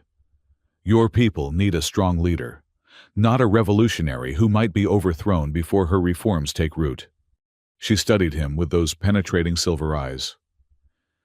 You speak like a politician now, not a soldier. Interesting evolution. 10 years gives you time to think, he said with a shrug. And I've seen enough revolutions go wrong to be cautious about cheering for them. This is not a revolution, she said firmly. It is a correction, a return to principles that should have guided us all along. My ancestors chose fear and hatred as their path. I choose a different one. Before Darren could respond, a chime sounded, signaling an incoming communication. The Queen activated the holographic display, revealing the face of a Kalorian official Darren hadn't met. Your Majesty, the official began without preamble. We have received a communication from Ashera Edge. A Vexillian named Tova is demanding information about Darren Holt. She claims to have recovered data logs from the war period that may be relevant to recent events. Darren straightened in surprise. Tova? What kind of data logs? The Queen gestured for him to join her at the display. Put the Vexillian through, she instructed. The image shifted, and suddenly, Tova's familiar face appeared, her skin cycling through nervous color patterns of yellow and amber. Darren, she exclaimed when she saw him. Thank the cosmic forces. Are you all right? Have they hurt you? Blink twice if you're being coerced. Despite the tension of the situation, Darren couldn't help but smile. I'm fine, Tova. No blinking necessary. What's this about data logs? Tova's skin settled into a more focused blue tone. After you left with the Queen, I got worried. Started digging into old war records, looking for anything about you and Kaloris. Most were classified, but I have connections. Her tentacles made a dismissive gesture. Anyway, I found something interesting. Helmet cam footage from an Earth Force soldier deployed in the Kalorian Highlands during the final offensive. The timestamp matches the night you've been talking about. My helmet cam? Darren asked, disbelieving. That's not possible. All combat footage was wiped when I was discharged. Not your helmet, Tova clarified. Someone else's. A soldier who was searching for you after you got separated from your unit. He recorded the royal ship crashing, and... She hesitated. Well, you should see it for yourself. The Queen leaned forward. Can you transmit this footage securely? Already packaged for secure transfer, Tova replied. Sending now. The display flickered as the data packet arrived. The Queen looked to Darren, silently asking permission before opening the file. He nodded, curious despite his apprehension. The footage began playing, grainy, with the characteristic green tint of Earth Force night vision. It showed a soldier moving cautiously through burning underbrush, following what appeared to be a tracking signal. "Holt, respond. What's your position?" A voice called through the helmet's comms. No answer came. The soldier continued forward until he reached a vantage point overlooking a small clearing. The camera zoomed in automatically, adjusting for distance. And there, captured in unmistakable clarity, was Darren kneeling beside a small Kalorian figure. The footage showed him tearing a piece from his uniform, using his knife to bind the child's injured arm. It showed him gently lifting her, carrying her toward what must have been the neutral zone. Then, a Kalorian ship appeared, descending rapidly. The soldier recording the footage retreated into cover, but the camera continued to capture the scene as Darren set the child down and backed away. Kalorian guards emerged, surrounding the child, while others aimed weapons in Darren's direction. But they didn't fire. Instead, one of the guards, an officer, judging by his armor, seemed to speak briefly to Darren before retrieving the child. Then, the Kalorians withdrew to their ship, taking the girl with them. The footage ended shortly after, as the recording soldier retreated from the area. Silence filled the room as the recording finished. Darren stared at the now blank display, memories flooding back with new clarity. That officer, he had forgotten the brief exchange, the moment of understanding that had passed between them. "This changes everything," the Queen said quietly. "Independent verification of your testimony, from Earth Force's own records." Tova's face reappeared on the display. "There's more. I traced the officer in the footage, the one who spoke to Darren. His name was Arvin, General Arvin. Ring any bells?" Darren turned to the Queen in shock. "Your head of security? He was there that night?" She appeared equally stunned. "He never indicated he knew you, or witnessed what happened." "Probably because he's been planning to assassinate Darren since day one," Tova interjected bluntly. "My sources say he's been meeting privately with Zinthor, discussing ways to remove the human problem, without implicating the traditionalist faction." "That's a serious accusation," the Queen said, her voice tight with controlled anger. "Do you have evidence?" "Sending that too," Tova confirmed.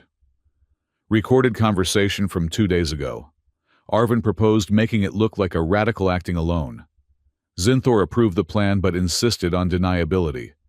As the second recording played, audio only, but with voice analysis confirming the speakers' identities, Darren watched the Queen's expression harden into something cold and dangerous.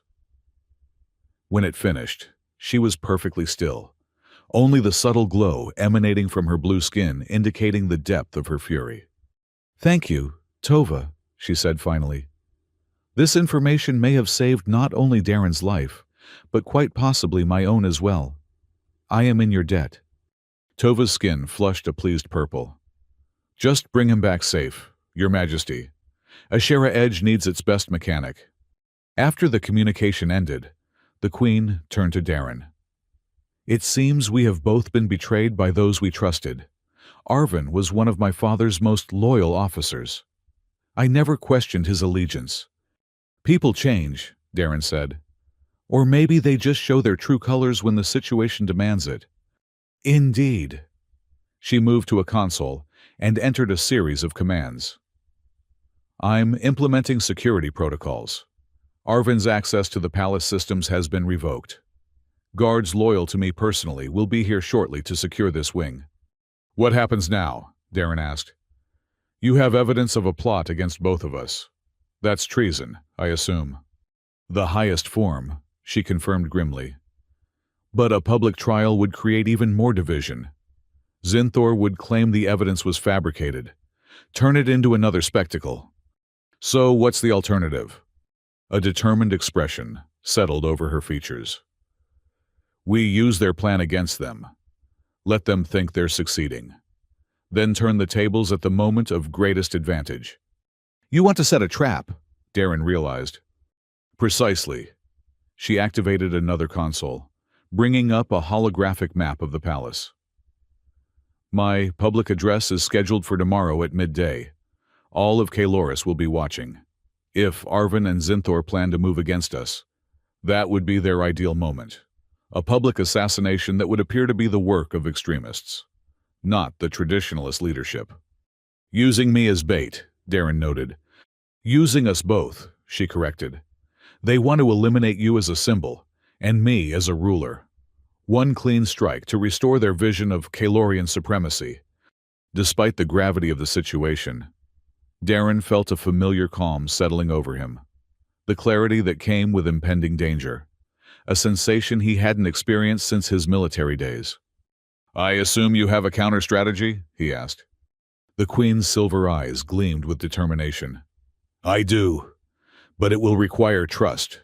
Complete trust between us." "After everything that's happened, you still question whether you can trust me?" "Not your intentions," she clarified, "but your willingness to take certain risks, to potentially place yourself in grave danger for a people not your own." Darren considered this. 10 years ago, I risked my career and my life to save one Kalorian child. Why would I hesitate now when billions of lives, both Kalorian and human, hang in the balance? Something softened in her expression. "Because 10 years ago, you acted on instinct, in the heat of the moment.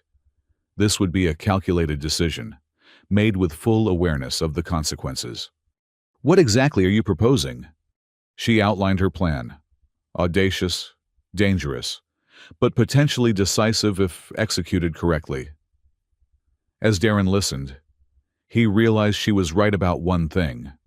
This was different from his impulsive decision a decade ago. This was a deliberate choice to place himself at the center of Kalorian politics. To become not just a witness, but an active participant in reshaping the relationship between their peoples. When she finished explaining, he sat in silence for a moment, weighing all that she had said. "Well," she prompted finally, "will you stand with me, Darren Holt? Not as a subject or a symbol, but as an ally." He met her gaze directly. "I will, but on one condition." "Name it." "When this is over, assuming we both survive, no more manipulations, no more political theater, just truth between us, whatever that means, whatever it costs." She held his gaze, and for a moment, he glimpsed again the child he had saved. Vulnerable, genuine, untouched by the weight of empire. "Truth," she agreed softly. "No matter the cost." The following day dawned bright and clear over the Kalorian capital. From the royal balcony, where the Queen would deliver her address, Darren could see thousands of citizens gathering in the great plaza below. The mood of the crowd was tense, expectant. News of the dramatic council session had created unprecedented public interest in the young sovereign's next moves. Behind the scenes, preparations of a different kind were underway. Loyal guards, personally selected by the Queen, had replaced the regular security detail. The evidence against Arvin and Zinthor had been secured. Copies distributed to trusted officials who would act if the worst happened. And Darren, dressed once again in formal attire, rehearsed his role in the dangerous performance that was about to unfold. "Are you certain about this?" the Queen asked, as they made final preparations in a chamber adjacent to the balcony. "There is still time to alter the plan." "I'm certain," Darren replied. "Are you? Your throne, your life, you're risking everything." "Some things are worth the risk," she said simply. A chime sounded, signaling that it was time.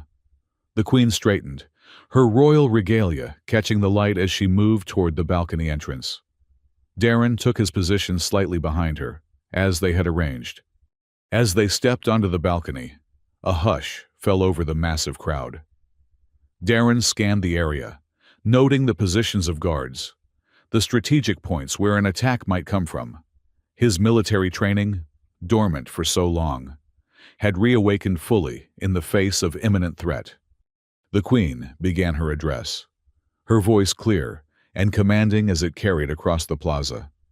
"People of Kaloris," she began, "I come before you today at a moment of profound change for our empire. For generations, we have defined ourselves by our strength, our traditions, our separateness from other species. These qualities served us well in times of conflict, but they cannot guide us into the future we now face. She paused, allowing her words to resonate with the crowd. Some faces showed agreement, others skepticism or outright hostility. The divisions within Kalorian society were visible, even from this distance. 10 years ago, she continued, when our war with Earth reached its darkest hour, an enemy soldier made a choice that defied everything both our peoples believed about each other. He chose mercy over hatred, compassion over duty. That choice saved my life and, I believe, set our empire on a new path, though we have been slow to recognize it.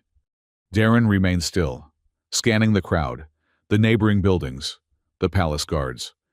Where would the attack come from? How would Arvin make his move? That soldier stands beside me today, the Queen declared, gesturing to Darren. Not as a prisoner or a curiosity, but as a living reminder that the boundaries we place between ourselves and others are constructions of our own making, and can be unmade by acts of courage and conscience. A murmur ran through the crowd. From his position, Darren could see Zinthor among the dignitaries to one side of the plaza, his expression carefully neutral, despite the provocative speech. Of Arvin, there was no sign, which was concerning in itself. Some have questioned my judgment, the Queen acknowledged. Some have suggested that in honoring this human, I have somehow diminished our Kalorian heritage. To them I say, what defines us is not our capacity for isolation, but our capacity for growth, not our ability to destroy, but our willingness to preserve. As she spoke, Darren noticed a subtle movement among the palace guards. 3 of them were repositioning, moving to create a clear line of sight to the balcony. He tensed, recognizing the tactical adjustment for what it was, preparation for an attack. The future I envision, the Queen continued, seeming not to notice the danger, is one where Kaloris leads not through domination, but through wisdom, where we extend the hand of friendship, not from weakness, but from the profound strength that comes with recognizing our common. The movement was almost too fast to track, a guard raising what looked like a ceremonial staff, which suddenly transformed into something else entirely. A weapon, aimed directly at the Queen. "Down!" Darren shouted, lunging forward as the weapon discharged. Everything seemed to slow. The Queen, turning toward him, her silver eyes widening, the crackling energy bolt racing toward them, Darren's body intersecting its path, taking the full impact meant for her. Pain exploded through his chest as the bolt struck. He heard screams from the crowd, shouts from the loyal guards as they moved to neutralize the threat. But most clearly, he heard the Queen's voice calling his name as he collapsed to the balcony floor. The world began to fade, darkness encroaching on his vision. He was vaguely aware of the Queen kneeling beside him, of her hands pressing against his wound, of her voice, no longer regal, but desperate, human in its fear. "Stay with me," she was saying. "Please. Darren, not again. I can't lose you again." He tried to speak, to tell her that the plan had worked, that Arvin had shown his hand, that now she had the proof she needed. But no words would come. As consciousness slipped away, his last thought was of the small blue girl he had carried from the flames 10 years ago. How strange that their paths had crossed again. How strange that he would die protecting her, just as he had once lived by saving her. Some circles, it seemed, were meant to close. Darren didn't expect to wake up. The weapon that had struck him was designed for Kalorian physiology, to incapacitate at minimum, to kill at full power. And judging by the pain he had felt, Arvin hadn't set it to stun. So when consciousness returned, bringing with it the sterile scent of a medical facility and the soft hum of advanced equipment, his first reaction was confusion. "He's awake," said a voice, unfamiliar, clinical, Kalorian. Darren opened his eyes slowly, squinting against the bright light above him. He was in what appeared to be a highly advanced medical chamber, surrounded by technology he didn't recognize. Tubes and sensors connected to his body, monitoring and presumably treating his injuries. "Darren!" The Queen's voice, from somewhere to his left. He turned his head with effort to see her sitting beside the bed, her formal regalia replaced by simpler attire, her silver hair unbound and falling freely around her shoulders. "I'm alive," he managed, his voice rough. "Yes." She moved closer, relief evident in her silver eyes. "Though it was uncertain for a time." "Arvin?" "Captured, along with his co-conspirators," she confirmed. "The evidence from your friend Tova, combined with the public assassination attempt, left no room for doubt. Even Zinthor couldn't spin it to his advantage." Darren tried to sit up, but pain flared in his chest, forcing him back down. "How bad is it?" "The weapon was calibrated for Kalorian physiology," she explained. "It interacted differently with your human biology. The damage was severe but treatable. You've been unconscious for 3 days, while our medical team adapted their techniques to heal you." 3 days. The political landscape could have shifted dramatically in that time. "And you? Your position?" A small smile touched her lips. "Secure, for now. It seems watching their queen nearly assassinated, and then seeing a human willingly take a bolt meant for her, had a profound effect on public opinion. Even the traditionalist factions have been forced to temper their rhetoric." "So our plan worked," Darren concluded. "Better than anticipated," she agreed. "Though I would have preferred a version that didn't involve you nearly dying." "That makes 2 of us." He managed a weak smile. "What happens now?" She regarded him thoughtfully. "Now you recover. And then, when you're well enough, you have a decision to make." "What decision?" "Whether to return to Ashera Edge, to your former life," she said carefully, "or to consider an alternative." Darren studied her face, trying to read what lay behind her measured words. "What alternative?" "Stay," she said simply. "Here, on Caloris. Not as a symbol or a political tool, but as—" she hesitated. "As an advisor.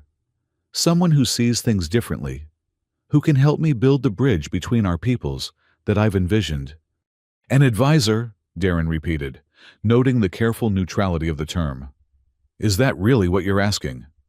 Their eyes met, and in that moment, the barriers of station and species seemed to fall away, leaving only the connection that had begun in fire 10 years ago, and somehow, against all odds, persisted. "What I'm asking," she said softly, "is for you to stay beside me, not as a consort or a subordinate, not as a husband or a general, just as the person who reminds me who I am when the weight of the crown threatens to make me forget." It was a request unlike any Darren had expected, neither a political appointment nor a romantic overture, but something more fundamental. A recognition of the unique bond they shared, a bond forged in a moment of compassion that had altered the course of both their lives. "That's a lot to ask," he said finally. "To leave everything I know, to live among people who, until very recently, considered me an enemy." "It is," she acknowledged. "Perhaps too much. You've already given more than anyone could reasonably expect. If you choose to return to your life on Ashera Edge, I would understand completely." Darren closed his eyes briefly, considering. The quiet life he had built after the war, was it truly what he wanted? Or had it been merely an escape, a hiding place from greater purpose? "Before I decide," he said, opening his eyes to meet her gaze again, "I need to know something. That word you spoke that night, Solon. Hope that hurts. Why did you say it to me then?" A shadow of old pain crossed her features. "It was the last thing my father said to me before we boarded that ship. Remember, Solon, even when all seems lost." It was his way of telling me to hold on to hope, no matter what happened. And you said it to me because in that moment, seeing you, an enemy soldier with your weapon trained on me, hope seemed very far away. Yet it was there, hurting because it felt impossible." Her voice softened. "And then you lowered your weapon, and impossibility became reality." Darren absorbed this, understanding for the first time the full significance of that simple word, how it had connected them across years and stars. "I can't promise I'll stay forever," he said finally. "But I'll stay long enough to see if this new reality you're trying to build is possible. Long enough to help make it possible. If I can." Relief and something deeper washed across her face. "That is all I can ask." In the days that followed, as Darren's strength returned, news arrived from across the Empire and beyond. The attempted assassination had become a catalyst for change, forcing conversations about peace and cooperation that had previously been unthinkable.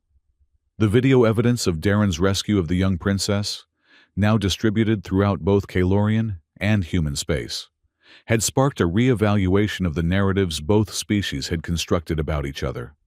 Zinthor, though not directly implicated in the assassination plot, had lost significant political support.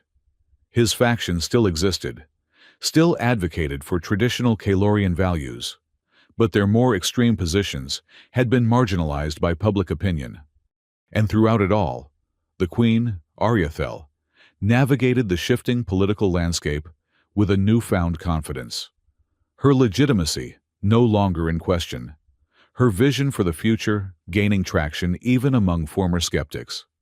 3 weeks after the assassination attempt, when Darren was finally well enough to leave the medical chamber, she took him to a private observatory atop the palace.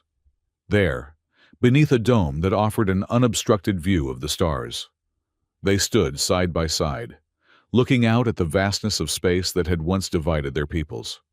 Tova sent another message. Darren mentioned, "She's considering coming to Kaloris. Says someone needs to keep an eye on me. Make sure I don't cause an interstellar incident." Arya smiled. She would be welcome. The first Vexillian to visit the royal palace in over a century. Another boundary crossed. "You're collecting quite a few of those." "Each one matters," she replied. "Each one brings us closer to the future I believe is possible." They fell silent for a moment, content in each other's company. Two individuals whose lives had become inextricably entwined through one act of mercy, and all that had followed. 10 years ago, Darren said finally, when I carried you away from that burning ship, I had no idea where it would lead. That one choice, made in a moment, changed everything," she finished for him. "For both of us, for all of us, perhaps." He turned to look at her, no longer the frightened child, nor the remote queen, but simply Arya, a woman of courage and vision who had risked everything for the truth she believed in. "Solin," he said softly. She reached out, her blue hand finding his human one, fingers intertwining in a gesture that would once have been unthinkable between their kinds. "Yes," she agreed. "Hope that hurts, but hurts less, perhaps when shared." Together, they stood, neither bowing, neither commanding, as the stars wheeled overhead and the future, uncertain but filled with possibility, stretched out before them, waiting to be written. In the months that followed, Kaloris underwent a transformation unlike any in its long history. The Queen, with Darren at her side, initiated a series of reforms that gradually opened the insular empire to broader galactic cooperation. Trade routes once closed to non-Kalorians became accessible. Cultural exchanges flourished where only military standoffs had existed before. Not everyone embraced these changes. Zinthor and his traditionalist faction continued to resist, publishing scathing critiques and organizing occasional protests. But their influence waned as the benefits of open relations became increasingly apparent to the Kalorian public. Darren found himself in an unprecedented role, neither diplomat nor consort, but something entirely new. He became known as the Queen's Truth Speaker, a title that acknowledged both his historic testimony and his ongoing commitment to honesty between their peoples. Some days, he accompanied Arya to formal functions, standing as a living symbol of cooperation. Other days, he worked with military leaders from both civilizations, helping them understand one another's tactics and technologies to prevent future conflicts. Tova did indeed come to Caloris, establishing the first Vexillian engineering consultancy in the capital. Her irreverent approach to Calorian traditions initially scandalized the court, but eventually won her a devoted following among younger nobles, fascinated by off-world perspectives.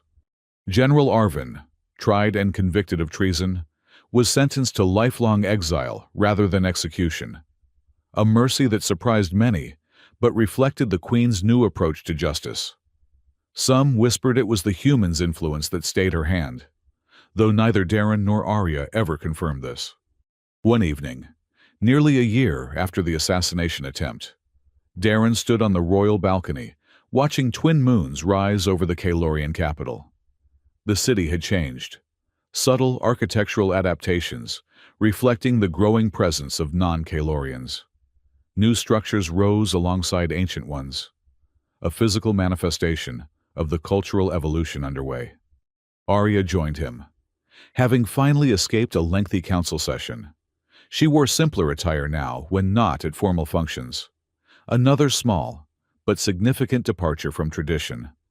"Thinking about Ashera Edge?" she asked, noting his contemplative expression. "Sometimes," he admitted, "but less often than before." She studied him for a moment. "Do you regret staying?" "No," he said without hesitation, "though I never imagined this is where that rescue mission would lead." "Nor I," she agreed. "When I was a child, recovering from that night, I used to imagine finding you someday, thanking you. But this," she gestured to the changed cityscape before them. "This was beyond even my imagination. A good change, though." "The best kind," she said softly. "The kind that reveals what was always possible. If only we had the courage to reach for it." They stood in comfortable silence, watching as lights began to illuminate the city below. From somewhere in the palace, the faint sounds of an interspecies cultural delegation could be heard. Human music played on Calorian instruments, creating something altogether new. "I received a communication from Earth today," Arya mentioned. "Their Senate has approved the Joint Research Initiative. Construction of the facility will begin next month." "That's significant," Darren noted. "The first collaborative scientific venture between our peoples." "The first of many. I hope," she turned to face him fully. "Which reminds me, I have something to show you." She led him through the palace to a chamber he hadn't entered before. A small, circular room, whose walls were lined with what appeared to be ancient texts and artifacts. At its center stood a pedestal supporting a transparent case, and within it, a small plant growing from Calorian soil. "What is this?" Darren asked, approaching the case. "The first successful hybrid," Arya explained, a note of pride in her voice. "Calorian heatherbloom crossed with earth lavender. Our botanists said it was impossible, that the biochemistry was too different, the evolutionary paths too divergent." Darren studied the plant with newfound interest. Its structure was clearly influenced by both parent species. The delicate blue stems of heatherbloom supporting flowers, whose shape resembled lavender, but whose color shifted subtly from purple to silver as they caught the light. "It's beautiful," he said quietly. "And resilient," she added. "More resistant to blight than either parent species. More adaptable to varied conditions. Our agricultural ministry projects, it could help reclaim lands damaged during the war." The symbolism wasn't lost on Darren. A new creation, born of two worlds, stronger than either alone. A living emblem of what their cooperation might achieve. "What will you call it?" he asked. Arya smiled. A genuine expression rarely seen in public, but increasingly common in these private moments. The botanist suggested "soul in bloom," after the ancient word. "Hope that hurts," Darren translated. "But not forever," she added. The pain fades as the hope grows stronger, takes root, blossoms into something real. He reached out, his hand hovering near the case but not touching it. From one act of mercy to this, 10 years between a choice and its fullest consequence. Some choices echo longer than others, Arya said. The ones that change us most profoundly often take time to reveal their full impact. Later, as night settled fully over Kaloris, they stood together on a high balcony, overlooking not the city this time, but the distant stars. Somewhere out there was Earth, was Ashera Edge, was every world that might one day be touched by the changes spreading outward from this unlikely alliance. "What do you think happens next?" Darren asked, gazing at the nebula, visible as a purple-blue haze against the black of space. "I don't know," Arya admitted. "That's what makes it worth discovering." She reached for his hand, her blue fingers intertwining with his human ones, in what had become a familiar gesture between them. Neither romantic, nor merely friendly, but something unique, a connection forged in fire and sealed in truth. 10 years ago, you saved a girl," she said softly. "Today, perhaps, we save something larger than ourselves." Darren nodded, feeling the truth of her words resonate through him. Whatever came next, whatever challenges or triumphs awaited them, they would face it together, standing side by side, neither one bowing to the other, but both transformed by the bond between them. In the garden below, unseen in the darkness, the first sullen bloom opened its nighttime petals, releasing a fragrance never before known in any world, something entirely new under the ancient stars.